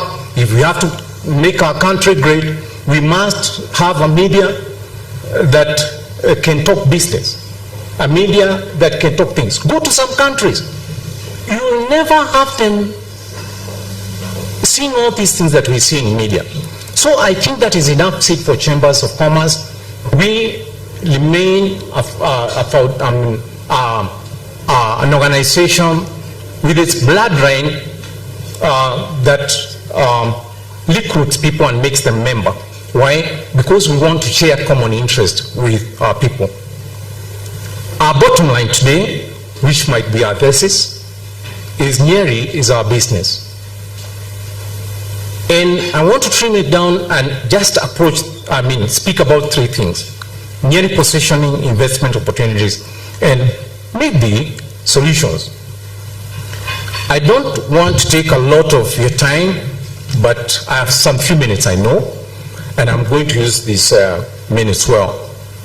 First and foremost, we must realize that when we talk about Nyeri, we are talking about not really a county. Let's talk about Nyeri Town. Nyeri Town came into being, and it was founded by a trick of settlers who came here in Nyeri, and these are the people who founded this, what we call Nyeri. In 18th December 1902. That tells you we are now 123 years old. And that tells you there is something that they saw, all these people, that they saw that we need to understand, and we need to get to understand and to see. In terms of infrastructure, you understand that Nyeri is well endowed with so many roads interlinking this county. So it means that we must engage ourselves in getting to understand where the wind is blowing and what is happening, and take advantage of that. We must appreciate that we cannot talk about business without the idea of attracting investments and improving on policies to alleviate obstacles. It is also important to step back and ask ourselves how Nyeri economic growth and development have been in the recent past. Nyeri County is proving its position as centralized emerging market with many opportunities which have attracted local and foreign investors. A good example is Kasturi, who was just here. The vision in the country seems very clear to support economic growth and development, which will cause socio-economic transformation to its citizenry. I must say this here and now, that today we are having not a perfect plan, But one of the greatest idea that has ever happened here in Nyeri town is His Excellency in absentia, Mutai Kahiga. At least now we have an idea where we are going. If you have eyes, you can see. That doesn't mean that we don't have 1 or 2, 3 problems here and there, but I think I must confess that he's doing great compared to his contemporaries. Nyeri County being in Central Region headquarters, differentials has continued to open up to attract government institutions and other private investors. This has translated for the demand of offices, residential space, causing the price of land within the county to appreciate. But not as much, not unless you want something within the CBD, which is a little bit high. This has caused enough pressure to the county government to improve and expand social amenities within the county and upgrade and modernize some of them. Today, as we speak, there are other social amenities that have come calling. The need for more recreation facilities, for example, playgrounds, parks, games courts, sports field, and etc. If we focus ourselves, we'll get to understand these things are happening, and we'll get to manage ourselves so that we can have what we can call forward thinking and start investing in this area. There is also need for more resource and computer centers and multi-purpose halls. Some of the available potential areas of investment include and not limited to the following: transport and logistics, dairy farming, coffee and tea, avocado processing and macadamia nuts, real estate and infrastructure, financial and insurance services, ICT, and education and tourism and hospitality. What I'm going to say about this thing, I'm not going to say something new, but we are only trying to share a mind and have a voice of Kenya Chambers of Commerce in it. Like, for example, in transport and logistics. I know we have transport around, but we are talking about transport that is organized. We are saying transport and logistics infrastructure services are essential component of a country's socio-economic, spatial, and trade development. An efficient transport system reduces a country's logistics and trade cost, promotes competitiveness and integration. Transport in Kenya, for example, accounts for 36% of the total surface export and around 8% of the country's GDP. In Nyeri, we seem to have a gap for organized model of transport and logistics. Most often than not, these services are usually outsourced. This is an area where people can come in and invest. We need orderliness. We need people who can come up with go-downs and support our supply chain, where if we have somebody who wants to get something out of this country, you can be able to process this person from the source to the consumer. Dairy farming.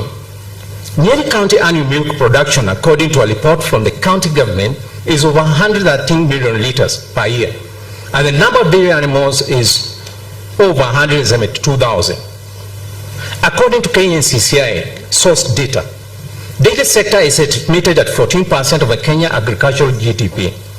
56% of this milk is produced by small dairy farmers and has 1.8 million farmers, accounting for 86% of the total production. Kenya has the highest milk consumption per capita in Sub-Saharan Africa at 110 liters. Currently, the demand of milk in Kenya, and I want you guys, sorry for using that term, I want you people to hear this. Currently, the demand of milk in Kenya stands at 8 billion liters. 8 billion liters. And still expected to increase by 150% by the year 2050. To support the growing population, these deficit figures, therefore, are enormous. Think about it. 8 billion liters against our production of 113 liters. You can see we should all go back to doing milk, isn't it? Isn't it? Yes. And people are making money. What about coffee and tea? Opportunity for niche market such as the green tea and orthodox tea for local and export consumption exists. Similarly, coffee milling, blending, packaging, and coffee specialists exist. for both export and local consumption. From the KNCCI desk, Kenya coffee is considered to be the world's best coffee. For example, in 2019, Kenya was ranked number 16 out of 58 countries in terms of coffee production. Our main campaign as KNCCI has been towards liberalization of the coffee sector from the level of sharing, encouraging the possibility of the gate sale to go in line with other farm products like the tea sector. We hired geared to partner with the 104 coffee factories that are managed by 23 circles as we assist them to become more and more innovative within their value chain. Though this sector has experienced its own challenges, let us not forget that directly and indirectly, coffee industry supports close to 5 million Kenyans because of its transformative nature, right from the farm to the cup along the value chain. In late last year, through partnership with NICE, an export-dubbed Nyeri Coffee Origin Trip 2023, we were able to start the journey with the first direct sales of coffee from factories to the international market, a dream come true. We had people coming in that expo.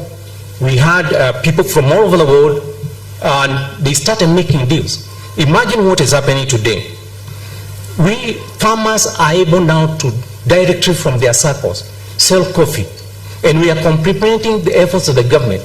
We just thought, like, why don't you join these people and try to do as they are doing, because we understand the interest of empowering our farmers to have their good returns. Today they are able at least to make 120 per kg. That is an information that you can get from Chambers of Commerce, and from last year, late last year, these circles have made millions of shillings. Now we can say without doubt, if this is a great journey that started for coffee, we are moving somewhere. Coffee is about to bounce back as the African gold. And sooner than later you realize that instead of dealing with crude oil, you'd rather concentrate on farming coffee because it will have a high return. The tea market, out of the annual production of 450 million kgs of tea produced in Kenya, only 30 million is consumed locally. That is positive, very, very positive. I wish we can do this for every product that we produce in Kenya, because that is where the world is headed. One thing I would like you to see is the resilience of of tea. What really happened during the COVID-19 when everybody is out there complaining? Tea market proved its resilience during the COVID-19 pandemic, with countries like Egypt, Pakistan, Afghanistan, Russia, Yemen, Sudan, UAE, and other Middle East countries keeping their borders open and space open for Kenyan tea. You see that? So tea, let us not have our farmers continue uprooting tea. I think we may be doing the wrong thing at the right time. What about education? Like Jeffrey said, my sister here was here, we must see ourselves from a point where we can work very, very closely to make Nyeri have fun, to make Nyeri a city for scholars. It is possible to do that if we understand the dynamics around what happens within the surrounding, within the environment of those universities. For example, education promotes economic development. This is because educated human resources invest in economic activities usually generate wealth. That's according to BT 1980. And education translates our health care. It improves methods of farming, leading to increased food production and increased exports, which bring in more foreign exchange. The productivity of a country will increase where there is investment in both human and physical capital. Further to this, institutions of higher learning usually have a socio-economic impact within the environment. For example, in Nyeri County, Dedan Kimathi University has a population of over 8,000 undergraduates. And Karatini University, if I'm right, you over maybe 10,000, respectively. The majority of these students live off campus, which has been left to private developers who have invested in hostels near this institution and places like A good example is places like Chaka in Nyeri town, which is coming up very well. Let us not forget that the leadership of the nation, the national government, is focused to transition the education sector to 100% CBC program. That directly creates a need for creation of more more ECDC, that is Diploma in Early Childhood Development of Education, centers and primary and secondary schools to offer quality education. Not to forget the further need for skills development, music, art, painting, multimedia, driving schools, etc. The trickle-down effect translates directly to the need of social amenities and demand more housing and hostels. And that's why now I'm going to reflect on that effect. What is that trickle effect? How can we take advantage of that as investors, as we're inviting other investors? You see, the issue of real estate, for example, in Nyeri, and in this case, let me just trim myself to address Nyeri town, because this is where we are. In terms of demographics, Nyeri town recorded a population of 119,273 people in 2009. That's being that after Mathira and Kenny constituency, which population stood at 192,000 and 175 respectively. The population in Nyeri is growing at a rate of 0.5%. Being a county headquarters, devolution has continued to open up Nyeri County. Demand for office space, residential houses. For example, in Nyeri town, we have new entries of government institutions like IPOA, NTA, and other private sectors entries like Naivas, Davis and Churchill, Safaricom, and now Dikut Science Park, which is actually going to bring from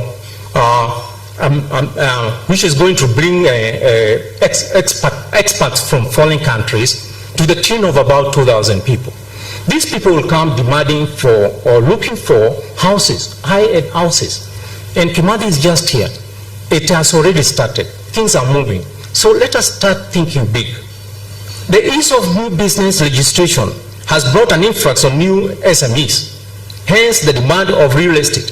In addition, the rehabilitation of interlinks within the county and the completion of Kenya-Nyuki Isiolo Highway and the Nairobi-Nyuki Railway will make Nyeri a bedroom for many people residing in Thika and in Nairobi. Today, it's still happening. Do you know there are people who live Nyeri and who work in Thika and they come back in the evening?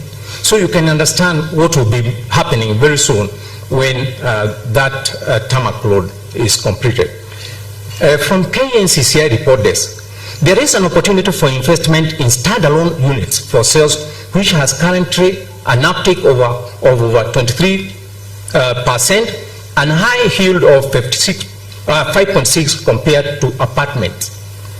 For the apartment, the focus should be on rental units, given the high demand as evidenced by the average occupancy rate of approximately 93%. So with apartments, focusing on that, you cannot go wrong. The market lacks grade A and B offices, with most of the offices being in poor states of repair and lack facilities such as lifts. There are buildings in this city which are about 10 story houses, or floors, sorry, and that they don't have lifts. So you can see that there is demand for that. In the area of ICT, which is also doing very well in Nyeri, surprisingly, there are people who are establishing their contacts in Nyeri for whatever good reason, but ICT is doing so well in Nyeri County. You can understand that the world is becoming complex, very busy, with very patient people. What is happening is that these people are getting a lot of information, but the way to articulate this information and make it, for them to be able to articulate what they have and turn it in something meaningful in terms of economics, viability, that's where the problem is coming in.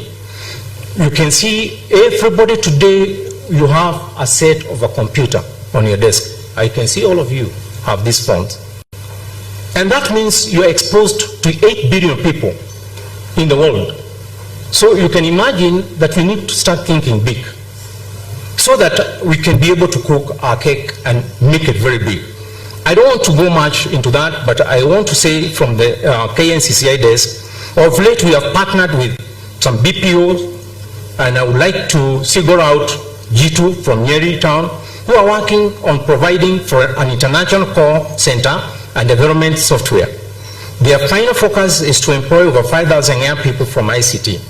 They have also come up with a sister program called Teach 2 to Give, in which over 600 university students have already been trained and also offered internship.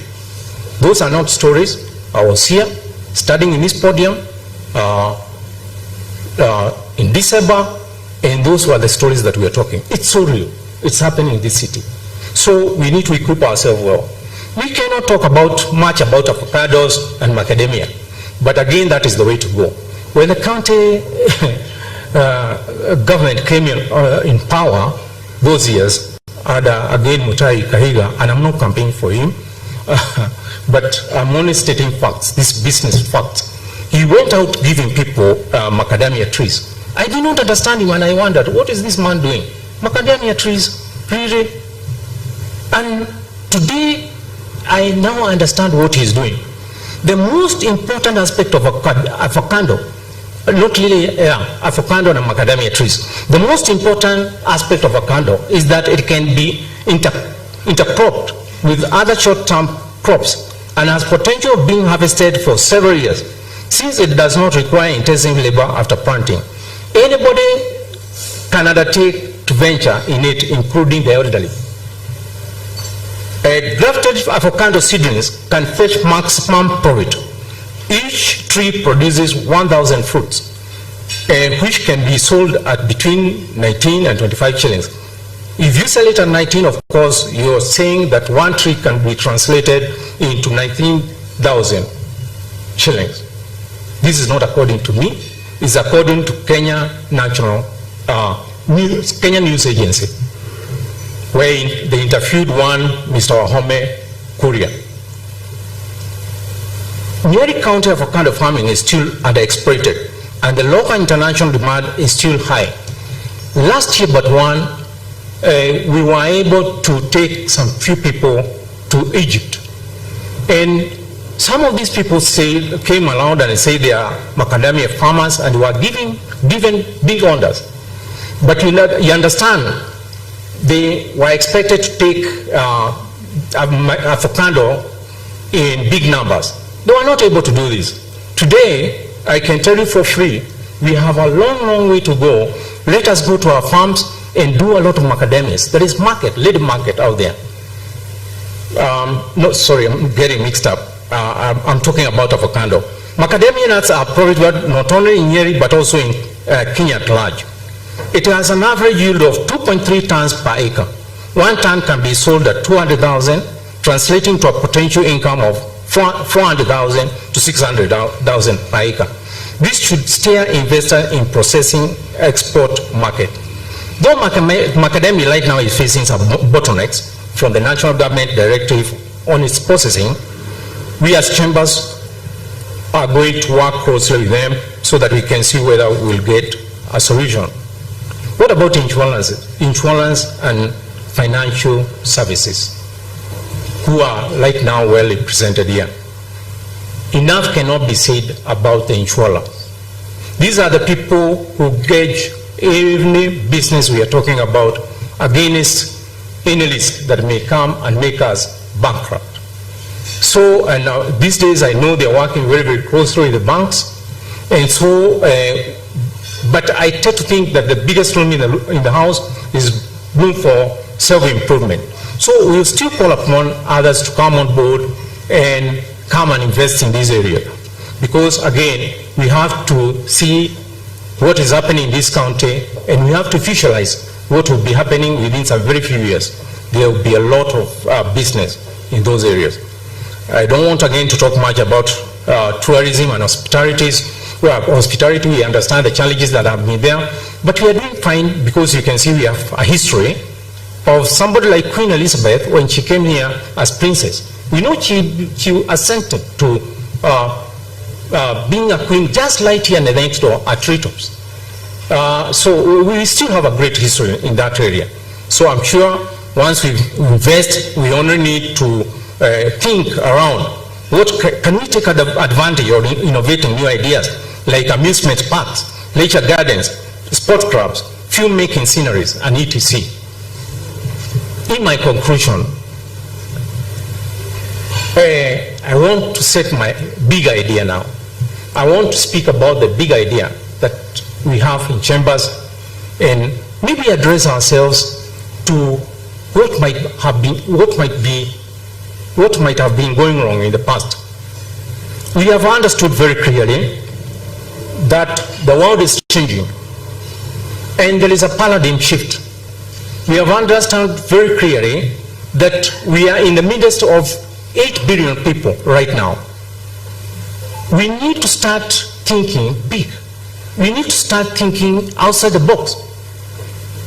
The big 5 tigers, and that's their concept, they concentrated not producing for themselves a lot for themselves to consume, but they concentrated on looking out, saying this is what we have, and this is Singapore is our business, like you are saying Nyeri is our business today. What can we do with what we have? Can we be able to use the same model that, like that one that is used by the tea people? Can we be able to use the same model where we can produce and produce enough even for export? It is their stand that we make our economic activities more vibrant and intensified. This approach will have a positive effect on our global microeconomic returns. We must be very intentional to support our industrial producers with access to markets. The county and the national government must maintain an open policy which is export-oriented and pursue initiatives to grow and diversify county exports. We must accept that we live in a world of globalization. The space of technological change is staggering. The extent and speed with which innovation in one country cross border through exchange of goods, capital, and ideas is unmatched. We cannot stop the process. Being a developing county within a developing nation, we are in a dilemma that every developing nation faces, because if we cannot export more and more goods, and listen to this, if we don't focus ourselves to export more and more goods. Recently, so a few days ago, I went somewhere and I can see one of my friends who is here, Mr. Ken. We were with him and he can attest to this fact. A place where we went, during the day like this one, you cannot see people on foot walking. But you're seeing buildings, tall buildings and tall buildings, and the place is very quiet, very, very quiet. Very quiet. You cannot see people walking and coming out of their working place. You cannot find any chemists around there. You go looking for dawa, what we call dawa around here, you can't get those chemists. And the only place you get that kind of a thing is in a mall. And there is a whole DR who is doing that work. So we must get to understand how far we are. When we see a lot of chemists here, and I'm not fighting anyone, we get to understand that something is not working. We get to understand that our insurance plans are not working. We get to understand that we are so far, far behind. So what am I trying to say? Listen to me. If we are not going to focus on how to create a bigger cake, enough for ourselves and enough for the 8 billion people, what will eventually happen if we don't focus ourselves on export? We are going to export people. These are the guys you are hearing they are dying in seas trying to cross seas, trying to go and look for greener pastures. So we must focus on saying we don't want to be a consuming nation. We want to be a nation that is outlooking so that we can think big. And we can't hate globalization. It carries with it the prospect of improving lives of people in all countries. Let us remember competition is one of the most powerful weapons against inflation. In the long run, Kenya must produce more of whatever is in shortage.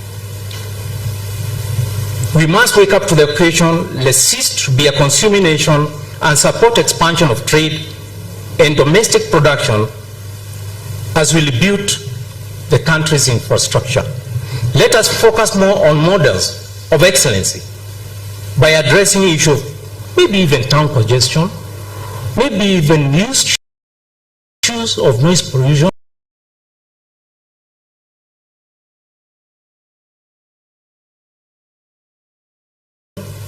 because we must start to work very seriously, very, very seriously. If we are going to have this city as the counting city of the world, something must be done right. So we must address ourselves that as much as we want our people to grow, can we be orderly? Can we be focused in the right way? Last but not least, the only way to cook a big cake is when we make a decision to support issues that will cause economic growth and development. Harry Truman said, it's amazing what you can accomplish if you don't care who gets the credit. Would it be too hard to address ourselves from Nyeri County to the 8 billion in the world?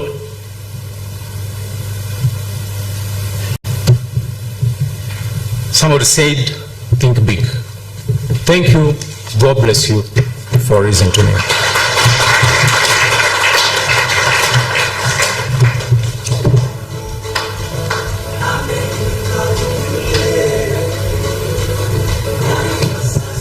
Wow. Nyeri is our business, right? Now we've gotten to the foundation of it all. We've just been saying Nyeri is our foundation, but now we've had it, we've had the journey, and we know what we need to do.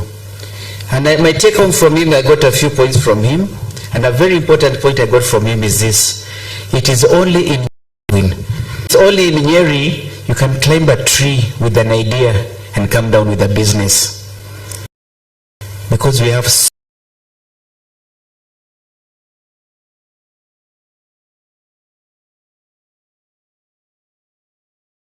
much, as we've been told. And the other things he said, there's a big market out there. Don't just look Karatina, don't just look Mukorweni, don't just look Odaya. There's a market of 8 billion waiting for us. So what are we waiting for? Let's bake the cake. And the only way we're going to do that is we bring our synergies together, right? And in Nyeri, we have a problem. Where was the face of business? Where was the voice of business? Where was the agenda of business? Look at other regions in the country. When the president goes, like Western area, the sugar barons are all there waiting with the agenda. When he goes to us and they have there. But when it comes to our area, what do we ask for? What is our agenda? What is our face? And I believe this is a high time we need to come together. And especially as businesses. And I'm talking this because even us as GTN, yes, we're a service provider. Yes, we're a media. But first and foremost, we are a business. But we need that voice. We need that synergy for us to grow. And we have a vested interest in all of you growing. Because if we don't, we are out of business. Because we depend on you, right? And I think it's high time we come with that voice, because nobody is going to give you that voice unless we come together. And under the leadership of the chamber, under the leadership of Ibrahim, I believe we can all come back together and have a voice. And let's bake that cake, and here that cake is big. And Mr. Ibrahim, from GTN, on behalf of my CEO, we are committed to this. Because as our politics, we have the politics of business and the politics of development. And we are going to be with you, and we are going to support you, and this is not going to be the first one. And this was just to give you a taste of what is going to come.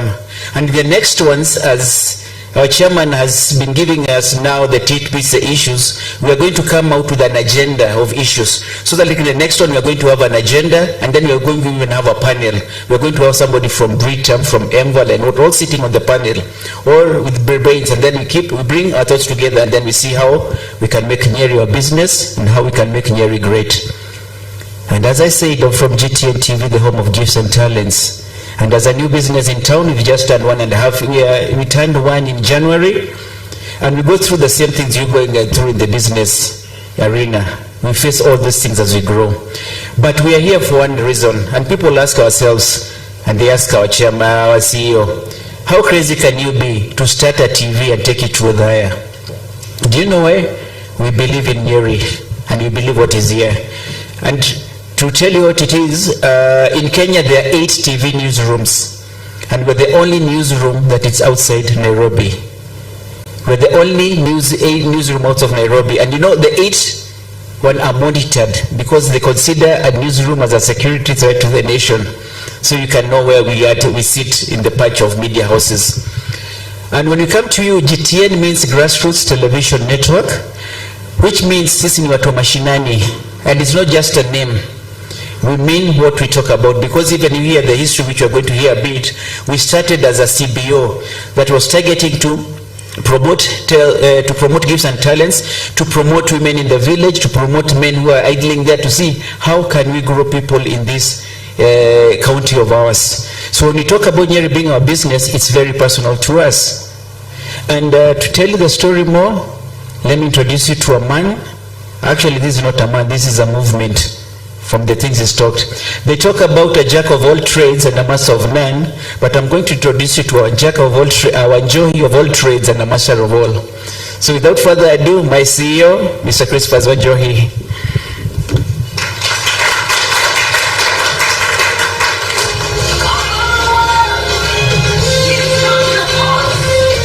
Thank you, Mr. Bao.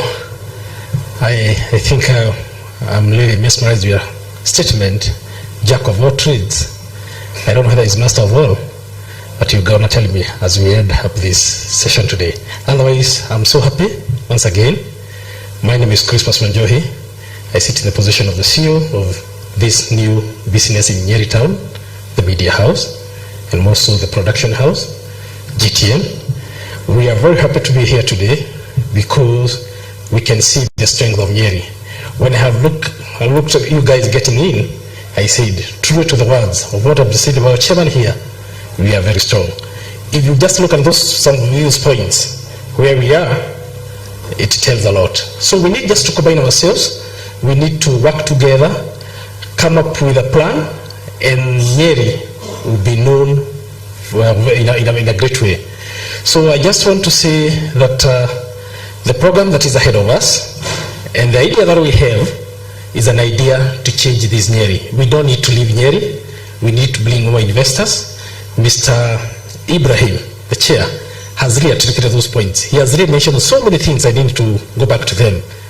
Come to tourism, come to business. Where we are, I think we can make it. So I believe, and today is the start of everything.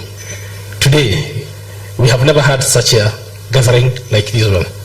I want to promise you, this GTN will only advocate what is right. The information people need to get and able to move. I know, and this is how it has been in media, is that they normally say, or rather that's how it has been, what breeds is what sells. A snake has killed a goat here.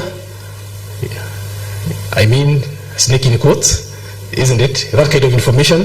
What actually is very nasty is what actually get to our screens. We have changed that narrative. We want to speak what is good, what is right, what is educative, what can help people to grow. And that's where we are. So don't fear calling us and saying, Jiteni wakikuja hapa atatuandika. No. In fact, if there's a problem, we better first of all sit. And instead of reporting a problem, we can only report a remedy to that kind of a problem. Are we together? So instead of saying, no, Britam did this, the other people did this, the other people did that, no. Us is to ask you, where do you have the problem? Have you sat together and see how you can mitigate that kind of a problem? That's what we shall air. All right? We want to give a new change, even to our sisters, other medias, in whatever they do, so that now we can sanitize the kind of reports that you get. So, I'm reporting this to the feedback we are getting from the people. What we have been able to hear for 1 year, people are able to resonate with it, and they feel this is what we need to do. We are so happy, the chairman, because you accepted us, also agreeing that you can come and talk on in terms of business. We don't take it for granted. Also, I want to thank other partners who are here. Thank you for coming. Thank you for believing in us. It is not actually not it is not that easy just to come and tell you, come and sit with us here, and you have something and you agree. But now I think as you leave this room today, you have something you have carried, isn't it? So I would love to, there is one of organizations that you have worked together. It is very, very important to recognize those people who probably have worked with us and they have really helped us to be where we are. We shall also be doing that from today. Wherever we shall be going, any company that is here, we shall be mentioning that they have become part of us who has made us to grow. So from today, and I want to give this as a welcome to you, to GTN. If there is any company here that has an ad that is well prepared, that can be run on TV, give it to us, give it to the market department. We are going to do it for you for 2 weeks free of charge. So that's something now. From there, if you see the returns and you see what is going to happen, probably now we can talk business, isn't it? So I believe just a very short time, I may call one company has, we have seen it has helped us to grow and has also given us some ideas. It also has a headquarters here, so you can see now, as time goes by, we shall be talking headquarters. We might shift now Nyeri to become the city. By and on, we shall get there. So may I call RBG just to come and say something, recognition. Probably you have not known the RBG. RBG. Yes, this is Mr. Newton from RBG. I would like just to say hi to you, isn't it? Yes. Yes. Oh, good morning, everyone. Yes, thank you very much, Mr. CEO. As you've heard, my name is Newton Wambugo. Newton is also a CEO. I would say so, of a company called RBG Works. I'm sure you've seen it on the GTN screens. It's a company that was founded in the year 2018, and we are based, we produce cabros, we are in low-cost housing, and other cement-related products. We are located directly opposite Kagumo Teachers College, and last year we had a birth of a new company that we boast that it's the only company on northern of Thika that produces stainless steel products called RBG Engineering, and we are located directly opposite Shell at Kingongo. So yes, these are authentic Nyeri companies, and we are based here. So if you have a truck that requires bodybuilding, we do that. If you go to our yard, currently we have about 2 trucks that we are doing bodies. So we are trying to transform so that we don't have to import all technologies from Nairobi, because like you said, I like the way our chairman said, Nyeri, we have produced quite a lot in terms of writing history, and still we can. And maybe just to invite all of us, including the insurance companies or the partners who are here, there's a lot that we can do.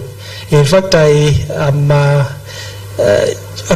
wish Nyawasco was around, because I wanted to ask, and I've always wanted to ask this.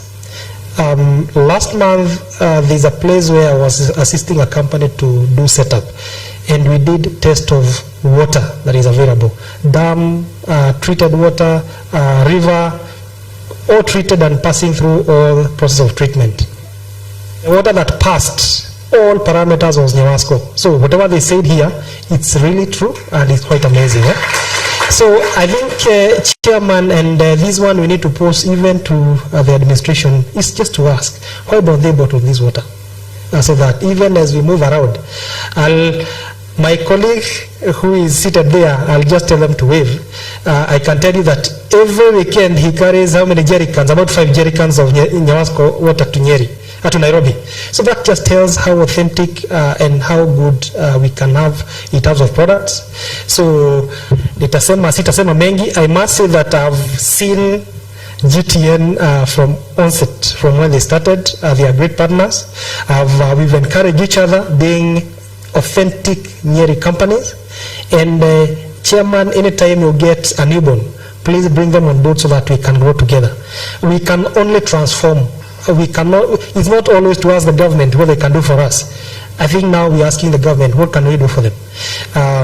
In my place, I think I've employed more than 50 people and employing more, because when we go to projects, we employ based on projects.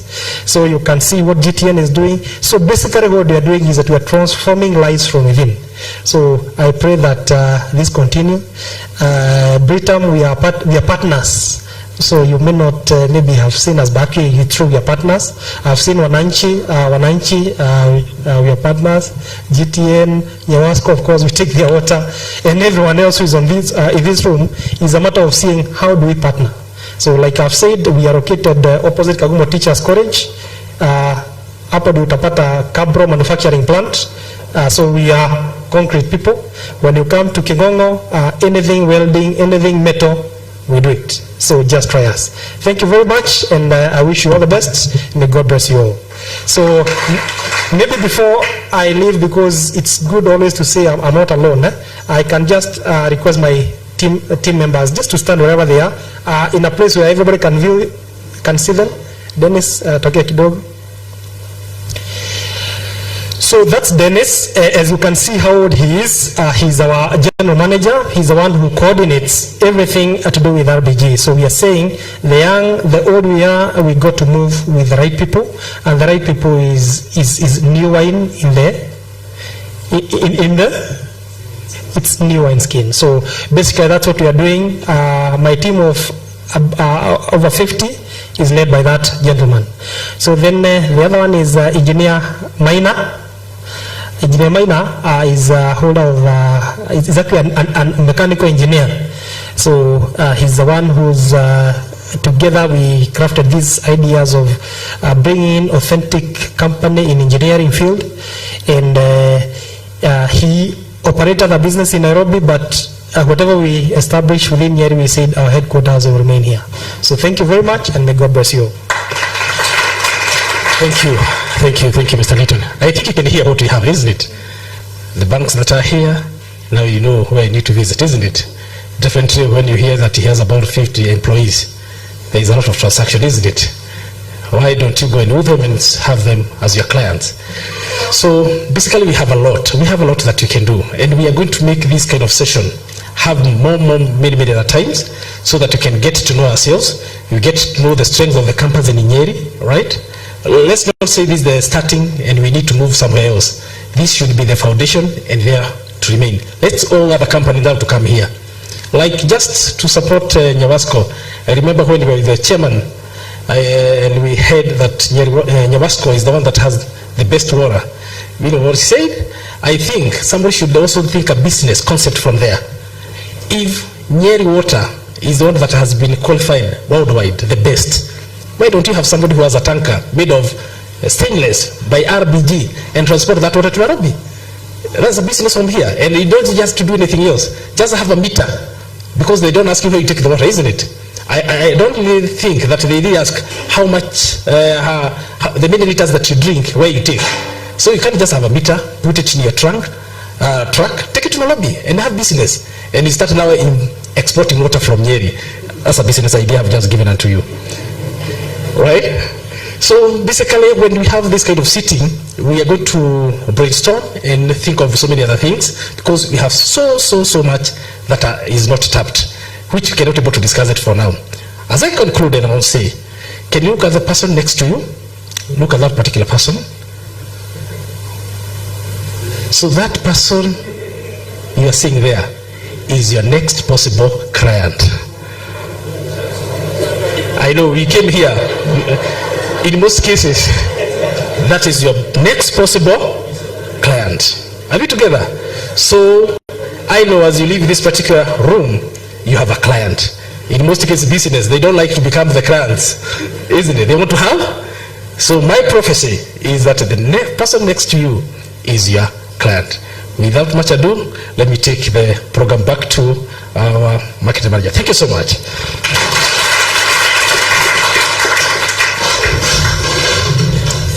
Thank you, Mr. Wanjohi. Ninteteli is a master of all trades.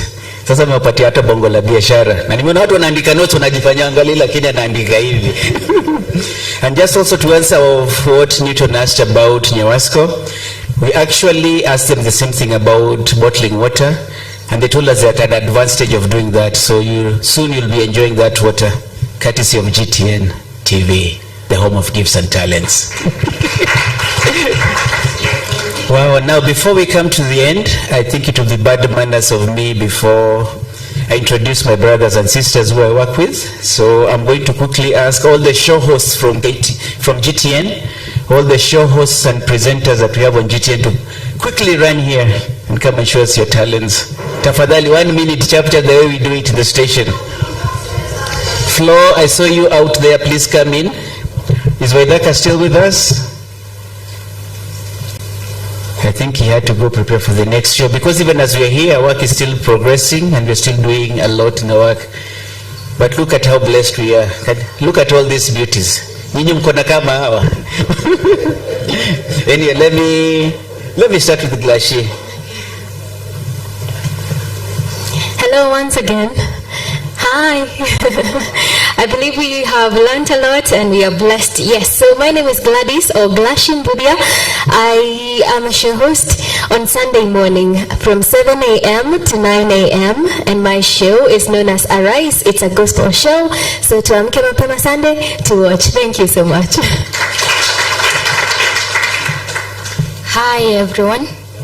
My name is Wanjera Mude. I'm a Kikuyu.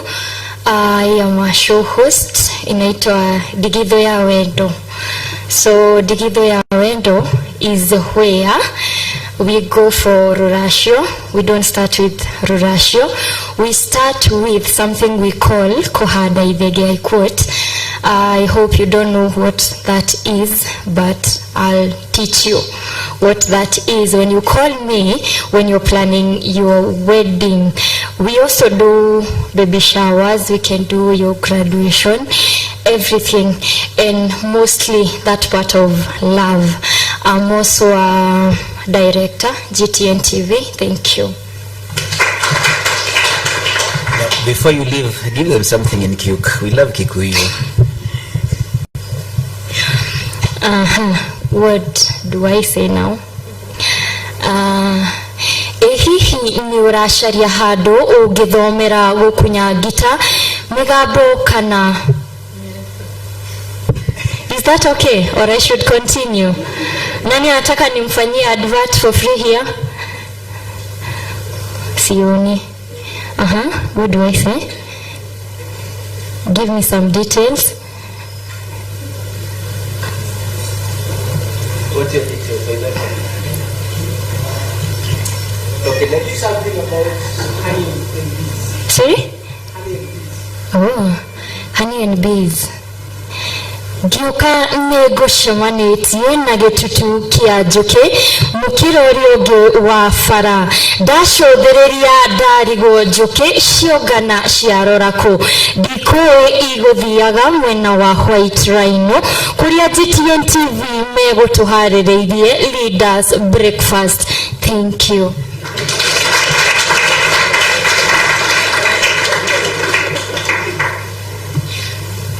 Ohoro wa rucini muriega ngwihoka ni mukoretwo na muthenya mwega kumagia riria twambiriirio nginyagia riu hamaritwa njitagwo Snyder Wachege ni nie ndimuthomagira mohoro na ruthomi rwa Gikuyu thaa 7 on Wednesday nginya Friday na rimwe ni ithoma nginya Githweri koguo ni ngatho makiria kuri nyi muire kahinda kanyu na muoka kunyitanira na ithuĩ ni ngatho makiria rita riakwa ni Snyder Chege. And that's Nyeri's own Victoria Robadiri. And she's going places, and we are glad and we're happy. We say Nyeri is our business, so at TV we do all languages. We do English, we do Kiswahili, and we do Kikuyu. And that's not the only people. With us you can hear, we have people behind the camera who work very hard and tirelessly, and they are always dressed in black, so they are always hidden in the background. On my right here is Domi. On The center camera, we have Newton. And where is the other camera? I can't see where it is. Maybe they've gone back to the truck. And then you saw that big truck OB. Imagine Nyeri has outside broadcasting van. That is a studio that we take anywhere. So even if you have a live event, tell us, we'll come, we'll bring that trolley, we'll bring all people, staff, and we're going to give you a live event, and at very, very good rates. Those of you who have looked at our rate cards can attest. We are just a fraction of everybody else, and our service is above the rest. And today our director is Morethi. You're not seeing him, but he's the one who's coordinating everything online. And with him is Director Sharon. And so I think you saw a beautiful lady running up and down here, looking so bossy. That's Sharon. And we have many other people. Any person I miss from GTN who is not, please stand up. Oh, we have our number one cameraman here, Mason. Mason, please stand up. Show them the camera. We didn't come to play. Apart from being a cameraman, he's a car enthusiast.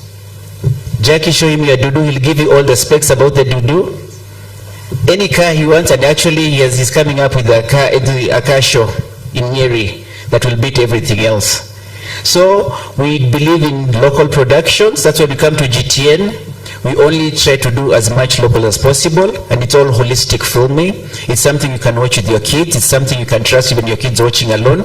Even the music we play, it's holistic. We don't have F words, we don't have cussing words. Those ones we do away with, because we want a holistic and hold the people mentally growing right, just as Jackie said.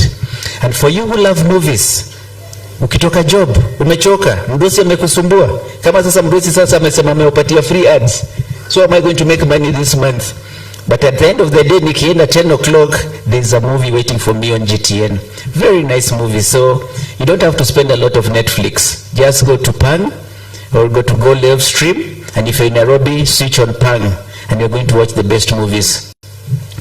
And now we've come to a sweet time now. We're going to do a few presentations because we believe in honoring people who honor us. And I'm going to invite our CEO and our patron again on stage.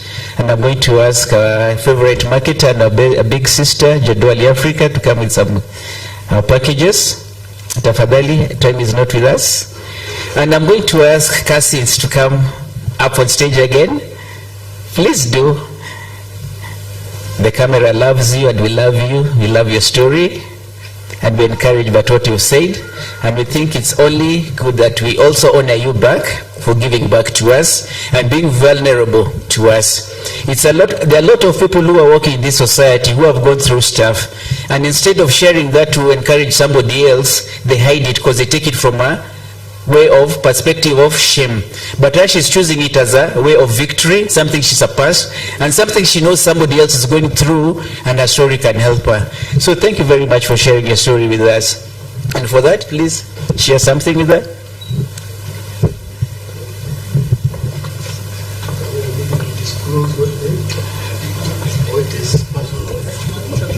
Wewe patron, unataka gift. You have taught us, we have been given wonderful lesson about mental health. I'm sure we all knew, each one had an idea, but we were a little afraid to say exactly what I know and what the other one knows about mental health. We fear it. So when it is something that you fear, you take care.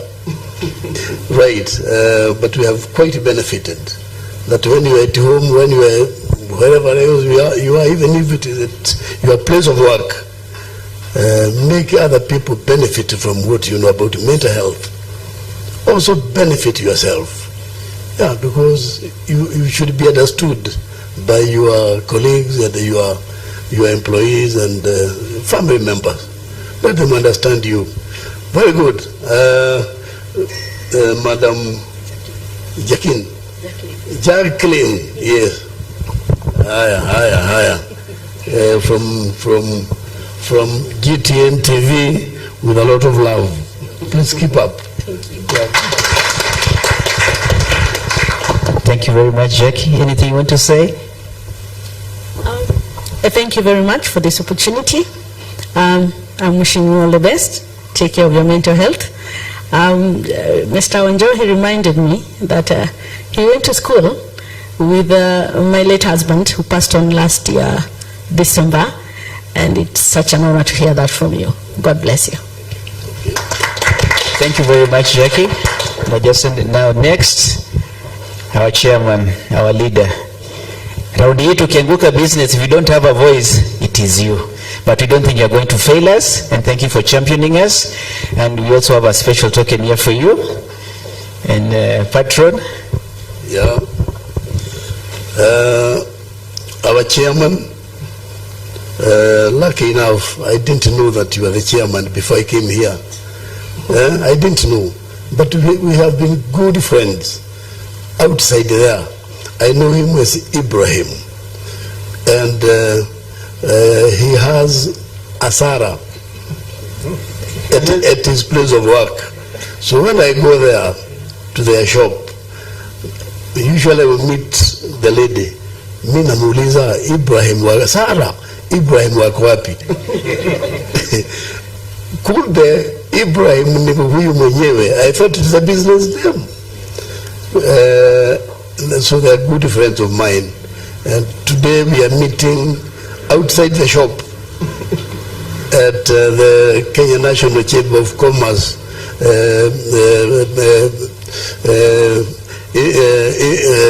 area. Please, Bwana Ibrahim Togoze. Some of us do not quite understand what Kenya National Chamber of Commerce and Industry is all about. Sometimes I would have associated it with some politics in the business. Wale wanatafuta viti kushaguliwa. Nasikia wengine, history inatuambia wengine kama akina the late Tom Mboya walikuwa wameanza huku na wakaenda mpaka kwa labor. So there were those relationships. But when we come here, we are looking at ourselves in terms of the kind of business we are doing. When I looked at the people coming here, Bwana Chairman, nikasema hii sio siasa, hapa kuna serious work. Mpaka nikapata wengine watu wa maji wale tuko na wao hapa. Wao ni mabingwa, wameshida kila mahali. So all of us, let's work together and become a big success of our country and of our county. Your team is composed of my very good friends, like Bwana Mwege I'm seeing here. We have been together, but I never knew that it was, we would meet in a place like this one. Na wengine, wale tuko hapa, asanteni sana, tuendelee vizuri. Hiyo Chamber of Commerce, tuongoze vizuri, biashara tufanye, na tutafaulu, Bwana Chairman. And we lead from where we are. Please, I'm not marketing our chairman, but please visit his shop in this town. If you don't know where Ibrahim supermarket is, look for Mejirupshi in that neighborhood. Utampata huko. Ibrahim is the only one in Nyeri. And that is our chairman, Madam Sarah ako hapo. They didn't wait until they were 70 years. They are doing their work today. Thank you very much. Kwa hivyo Bwana Chairman, tafadhali pelekea Sarah.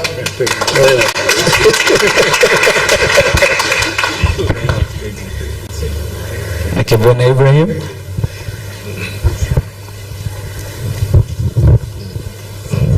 Yeah, let me say it has been a very humbling moment for me, and especially to have a close touch of GTN today.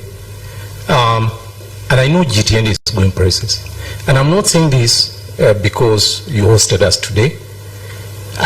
When I talked to the CEO and I felt what they stand for, I started to understand that this is a very special media. And actually it's a dream come true in our county. I want to respect the ones that you said that we are not heard very much in the market.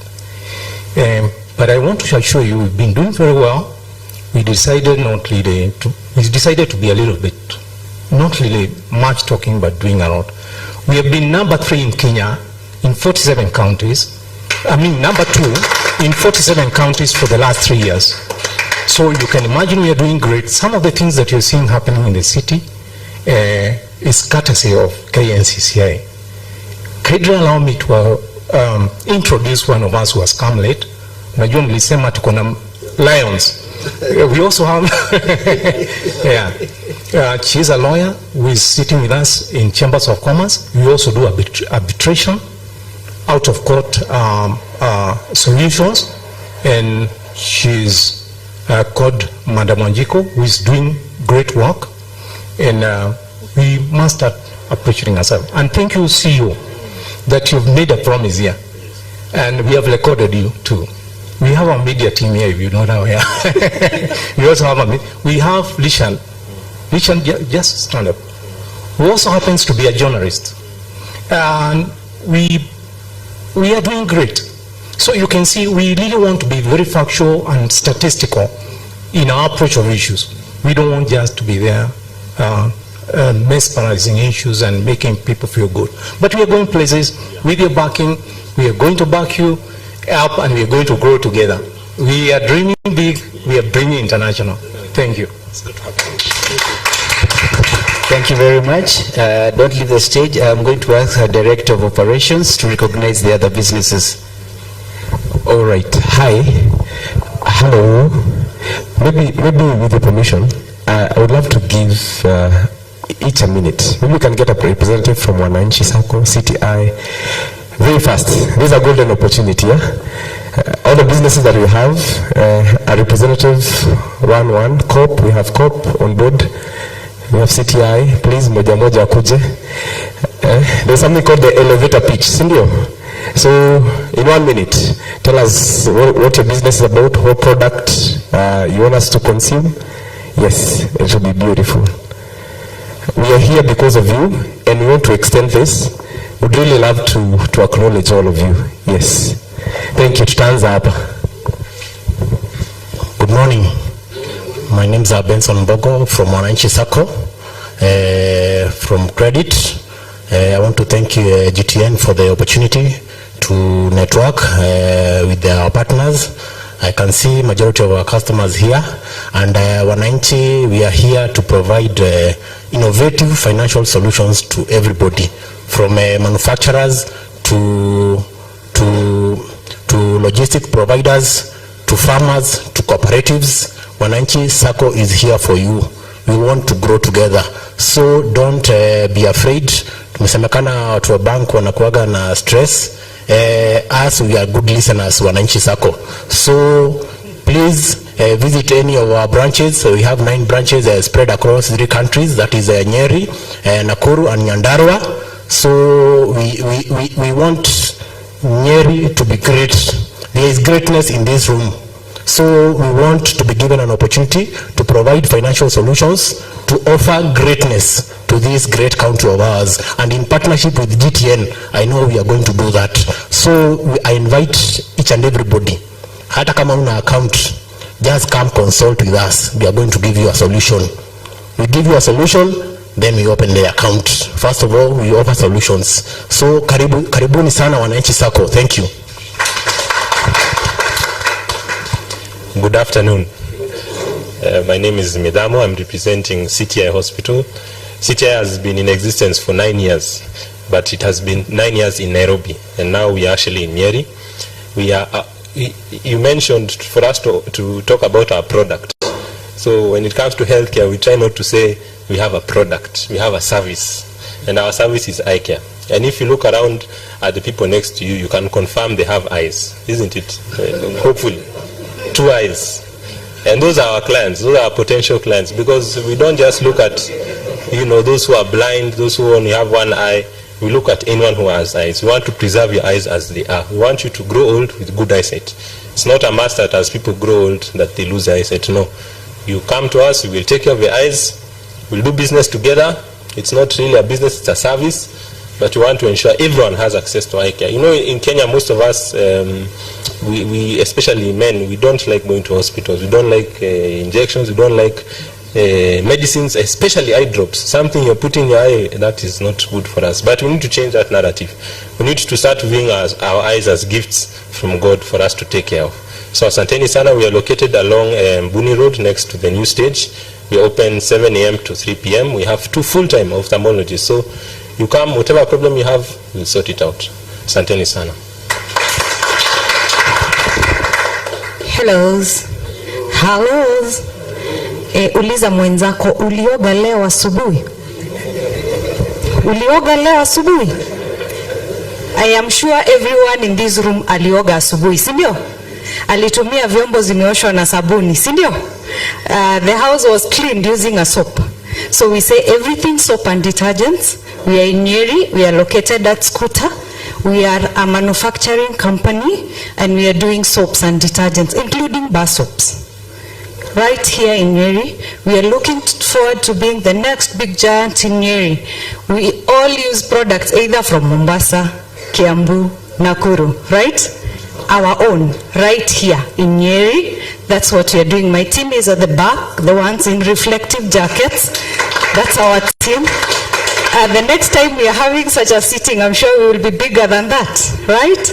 Right here, our very own baby. We call ourselves Milagros Technologies, and our brand name goes by the name Elmi. You'll see the banner as you go out. That's what you do, from toilet cleaners, hand wash, shower gel, hair shampoos, everything detergent in the house. Thank you. And I am Anne. Good morning, or is it afternoon? So it's time, the breakfast is turned to be lunch. My name is Steven Mushiri. I'm a valuer. We are here courtesy of a company called MVAL, or Murithi Valuers Limited, a company established in Nyeri in 1989, but incorporated in 2014. Established in Nyeri, but we are reaching out to the world.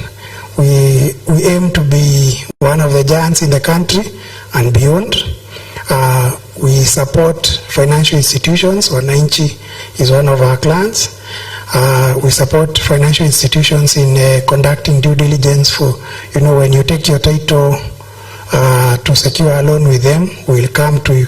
They will send us to your place, assess your property, see whether it's fit to be security, and give it a value. We also do property management. We collect rent on behalf. We administer leases. In the same realm, we also help in development. So if you have a parcel of land and you are wondering what you can do, we do what you call feasibility studies. And feasibility studies and development assessment. We're able to check for you how are the trends, market research, see how things are, you know, going around. The chairman mentioned a few things and I was just noting down, you know, he's an authority. When you quote that the chairman, Chamber of Commerce said this, it becomes part of a report because we rely on credible information, and Chamber of Commerce is one credible, you know, institution. And lastly, we sell property. So we have projects both within Nyeri and in Nairobi and also in Laikipia. We've tried to be the experts in the Mount Kenya region, and that is us. So I have my team there. If they could also just wave. These are the people in our branch here in Nyeri. It forms part of the head office, but we have also branches in Nairobi and Gilgil, Laikipia and Kirinyaga. Asanteni sana GTN for this opportunity that you've given us. I've loved the opportunity to network. I think we've been speaking with Mbao in terms of providing expert opinion. We'll give that gladly and hope to do more business with you and with everybody in this room. Asanteni sana.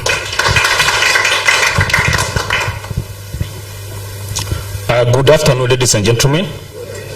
Kiogora Desderi, who is my name. I'm representing Britam, Britam is a financial services provider with all factors and all financial services. Basically, our business is only one, to make you rich or richer.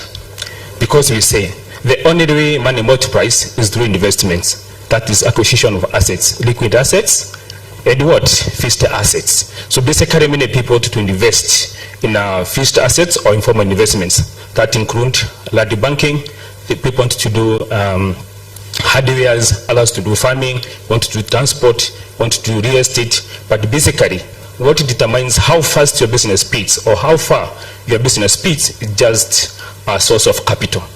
So for us is to help you raise capital through liquid investments. This is the cheapest way of doing it.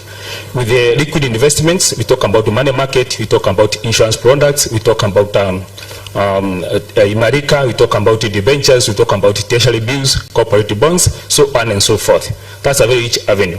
Because basically what determines that is not the amount that you're putting in, but the display. So basically that is the business of Britam. We help you to protect what you have already accumulated. And the first protection that you should do is yourself, then protect your family, because you protect yourself because you are the one who is creating that wealth. Before you protect the wealth, you start with yourself. And then from there, you think about your retirement, think about the next business you want to do. Generally, as I sit down, we have only 4 legal sources of capital to start business. The first one is employment benefit, whereby if you are working on contract, you can get what? You can get a gratuity at the end of the contract. Secondly, you can also save for that to raise the capital, and you can also dispose an item, and finally, you can borrow. As I finish, any lender, meet the bank, the SACCO, a Sherlock, any lender, you borrow because you don't have, but you are given because you have. A bank will give you money when you're already rich, because they have to evaluate your capability. Your SACCO the same, and so on and so forth. But basically, every lender will take advantage of the problems that you create in our mind that is not there physically. Let us build our health, let us build our capital. Slowly is the fastest way to get to where you want to be. Take time to build your capital, and it will be the biggest thing that you shall have around. As I sit down, the top of one mountain is the beginning of the next. Keep climbing. Thank you.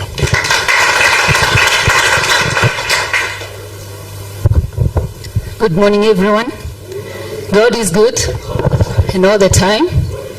My name is Eva Mudoni Kamundia, Team Leader, Cooperative Bank, Nyeri Branch. I'm delighted to be among the great men and women, the leaders of this county. For me, I was told chini ya maji. Chini ya maji because when Mbao approached me, I told him, I will come as Eva, but of course the face of Cooperative Bank, because I wanted to come and learn before the other forums come in. Today was to lay a foundation so that we know how to come in the next time. So Cooperative Bank is the only bank that is fully Kenyan owned bank. It's local, 100%. And in 2008, I say this everywhere I go, there was a prophecy that through this bank, the Cooperative Bank, God is going to bless the people of Kenya. And as we are seated here today, I know all of us are candidates of blessings. And we have been looking for blessings. Every day when you wake up, you're praying for blessings. Then, I want to tell you, so long as you set foot in the Cooperative Bank, so long as you associate with the Cooperative Bank, blessings are yours to possess. Hello. And when I look around, I'm proud. I look at Nyeri Water, CTI, GTN, KNCCI, they are our clients. So in this room, we have the blessings. So please come on board. Murid valuers also, come on board so that you get to your blessings faster. Welcome to Cooperative Bank. Thank you. Hello. Good evening to everyone. Oh, it's afternoon. My name is Samar Gatoto Karaoke. I'm a surveyor. I come here to represent Jimka Engineering it is based in Mandaya. That's one of the companies that I do work with. We do all kind of constructions work, buildings as well as loads, and you are all welcome. And I'm also going to join the others to work with them. Thank you. Hello everyone. Bwana asifiwe. My name is Regina. I'm working with Playmark Security Firm. I think everybody hapa, kila mtu anataka security, si ni kweli? And I'm happy because of MVAL. Najua tutasaidiana na wao, and even the LBG will work together. I'm here to represent Playmark, and I'm happy. I'm happy also for GTN, is from my area of there, so I'm very happy. Thank you. Okay, thank you very much, our partners. And if you can remember what my CEO said, if any of you has a ready ad, you get it free for the next 2 weeks. Alafu after that, tuongee biashara, msiniwache hivyo. Okay, thank you very much. You can have your seats. Let's have your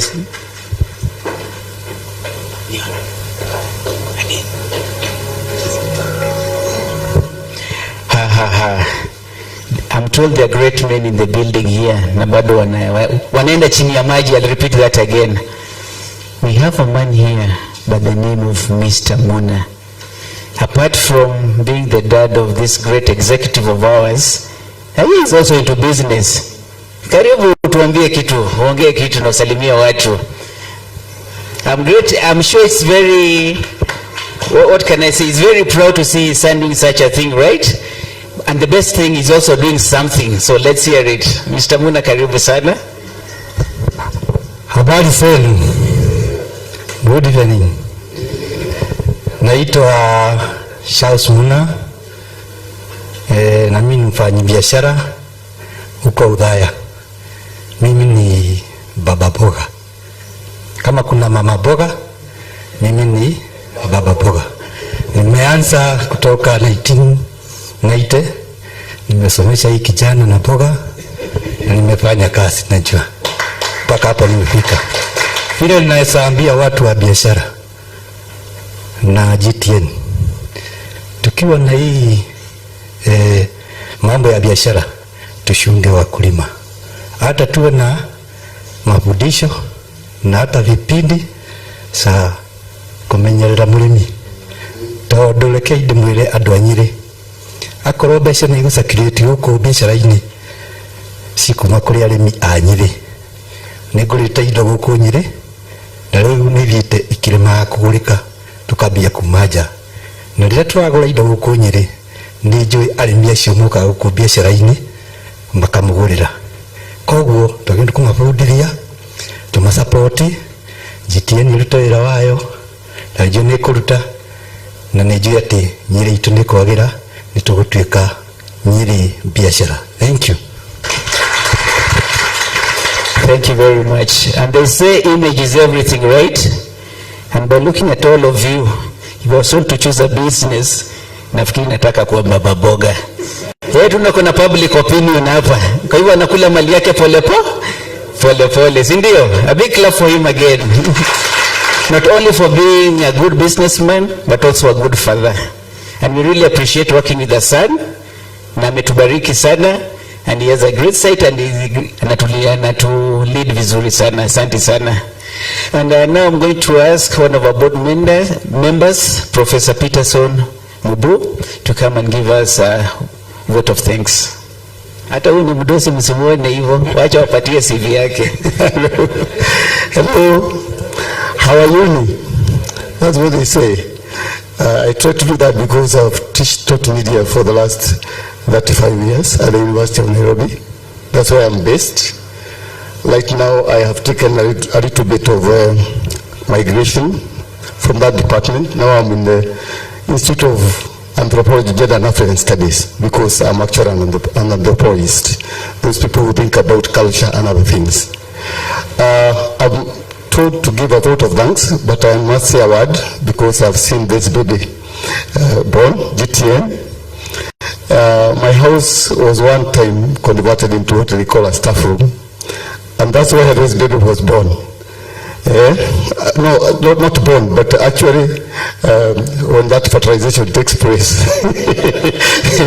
my wife and I, Dr. Jane, were actually like, these people would come. I don't know whether they feared to disagree. So they would come to our house so that we can moderate the brainstorming. And also being a media person in terms of my studies, to give that advice. Apparently then I became one of the founders, and I'm the communications advisor and the chief consultant in communications in this place.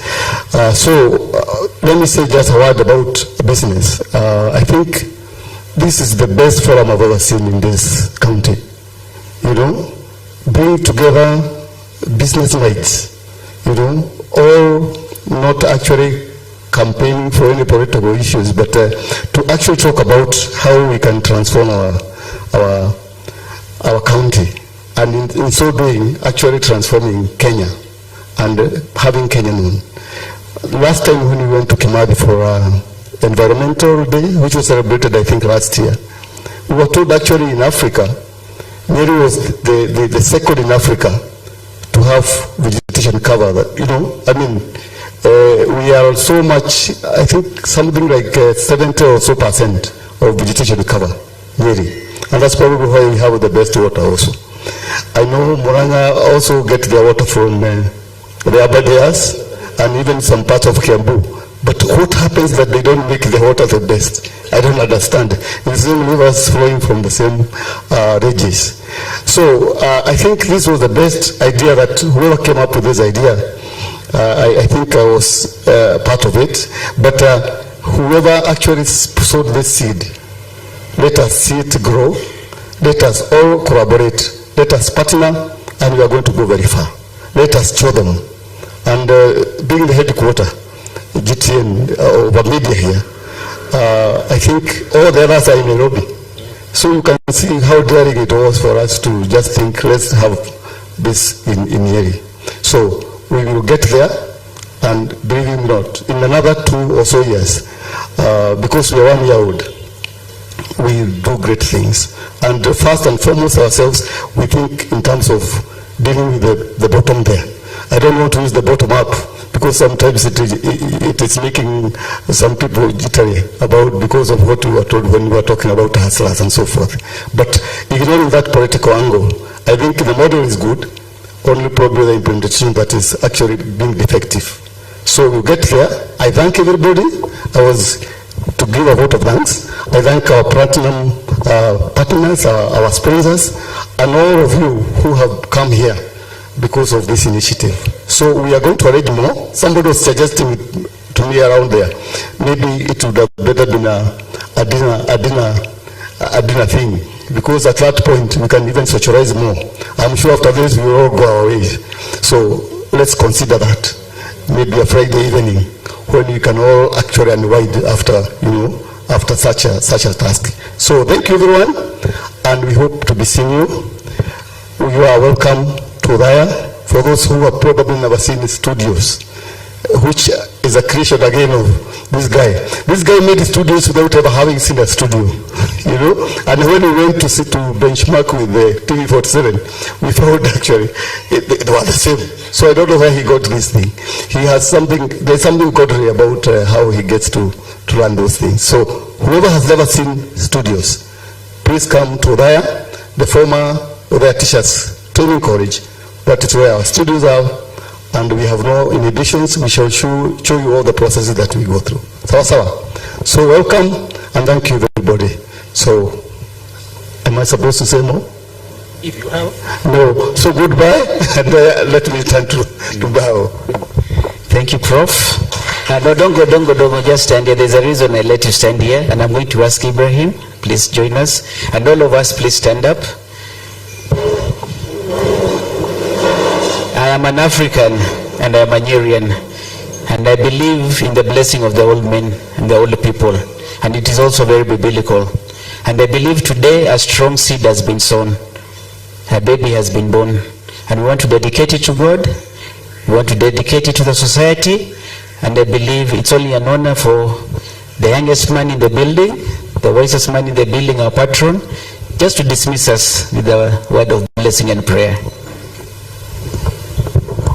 Asante Bwana Mbao. I've been asked to release you by a word of prayer, and I think we better go down into it now. Please, let's bow our heads for a prayer. God Almighty, we are gathered here before you this afternoon. We know why we are here. We know we are here to deliberate about our county and about our country. We have seen all the blessings that you have given to us, Almighty God, and we can see there is a bright future ahead. So what we would like to ask for now is guide us, show us the way. We have seen other counties and other countries are doing a similar thing like we are doing now. If only we can keep up, if we can only continue doing the same, we shall not go wrong. And through that, our country, our county will be blessed, and we shall see our communities growing into greater and greater heights. And in Jesus' name, we ask you to be our guide. Amen. Thank you. Thank you very much for being part of this. Thank you for all the businesses, for all of you for taking your time. I want to thank our production team. I also want to thank all the viewers in the region, in Nairobi and all over the world for tuning in and being with us. God bless you. Let's see you in the next forum. Back to studio. Thank you.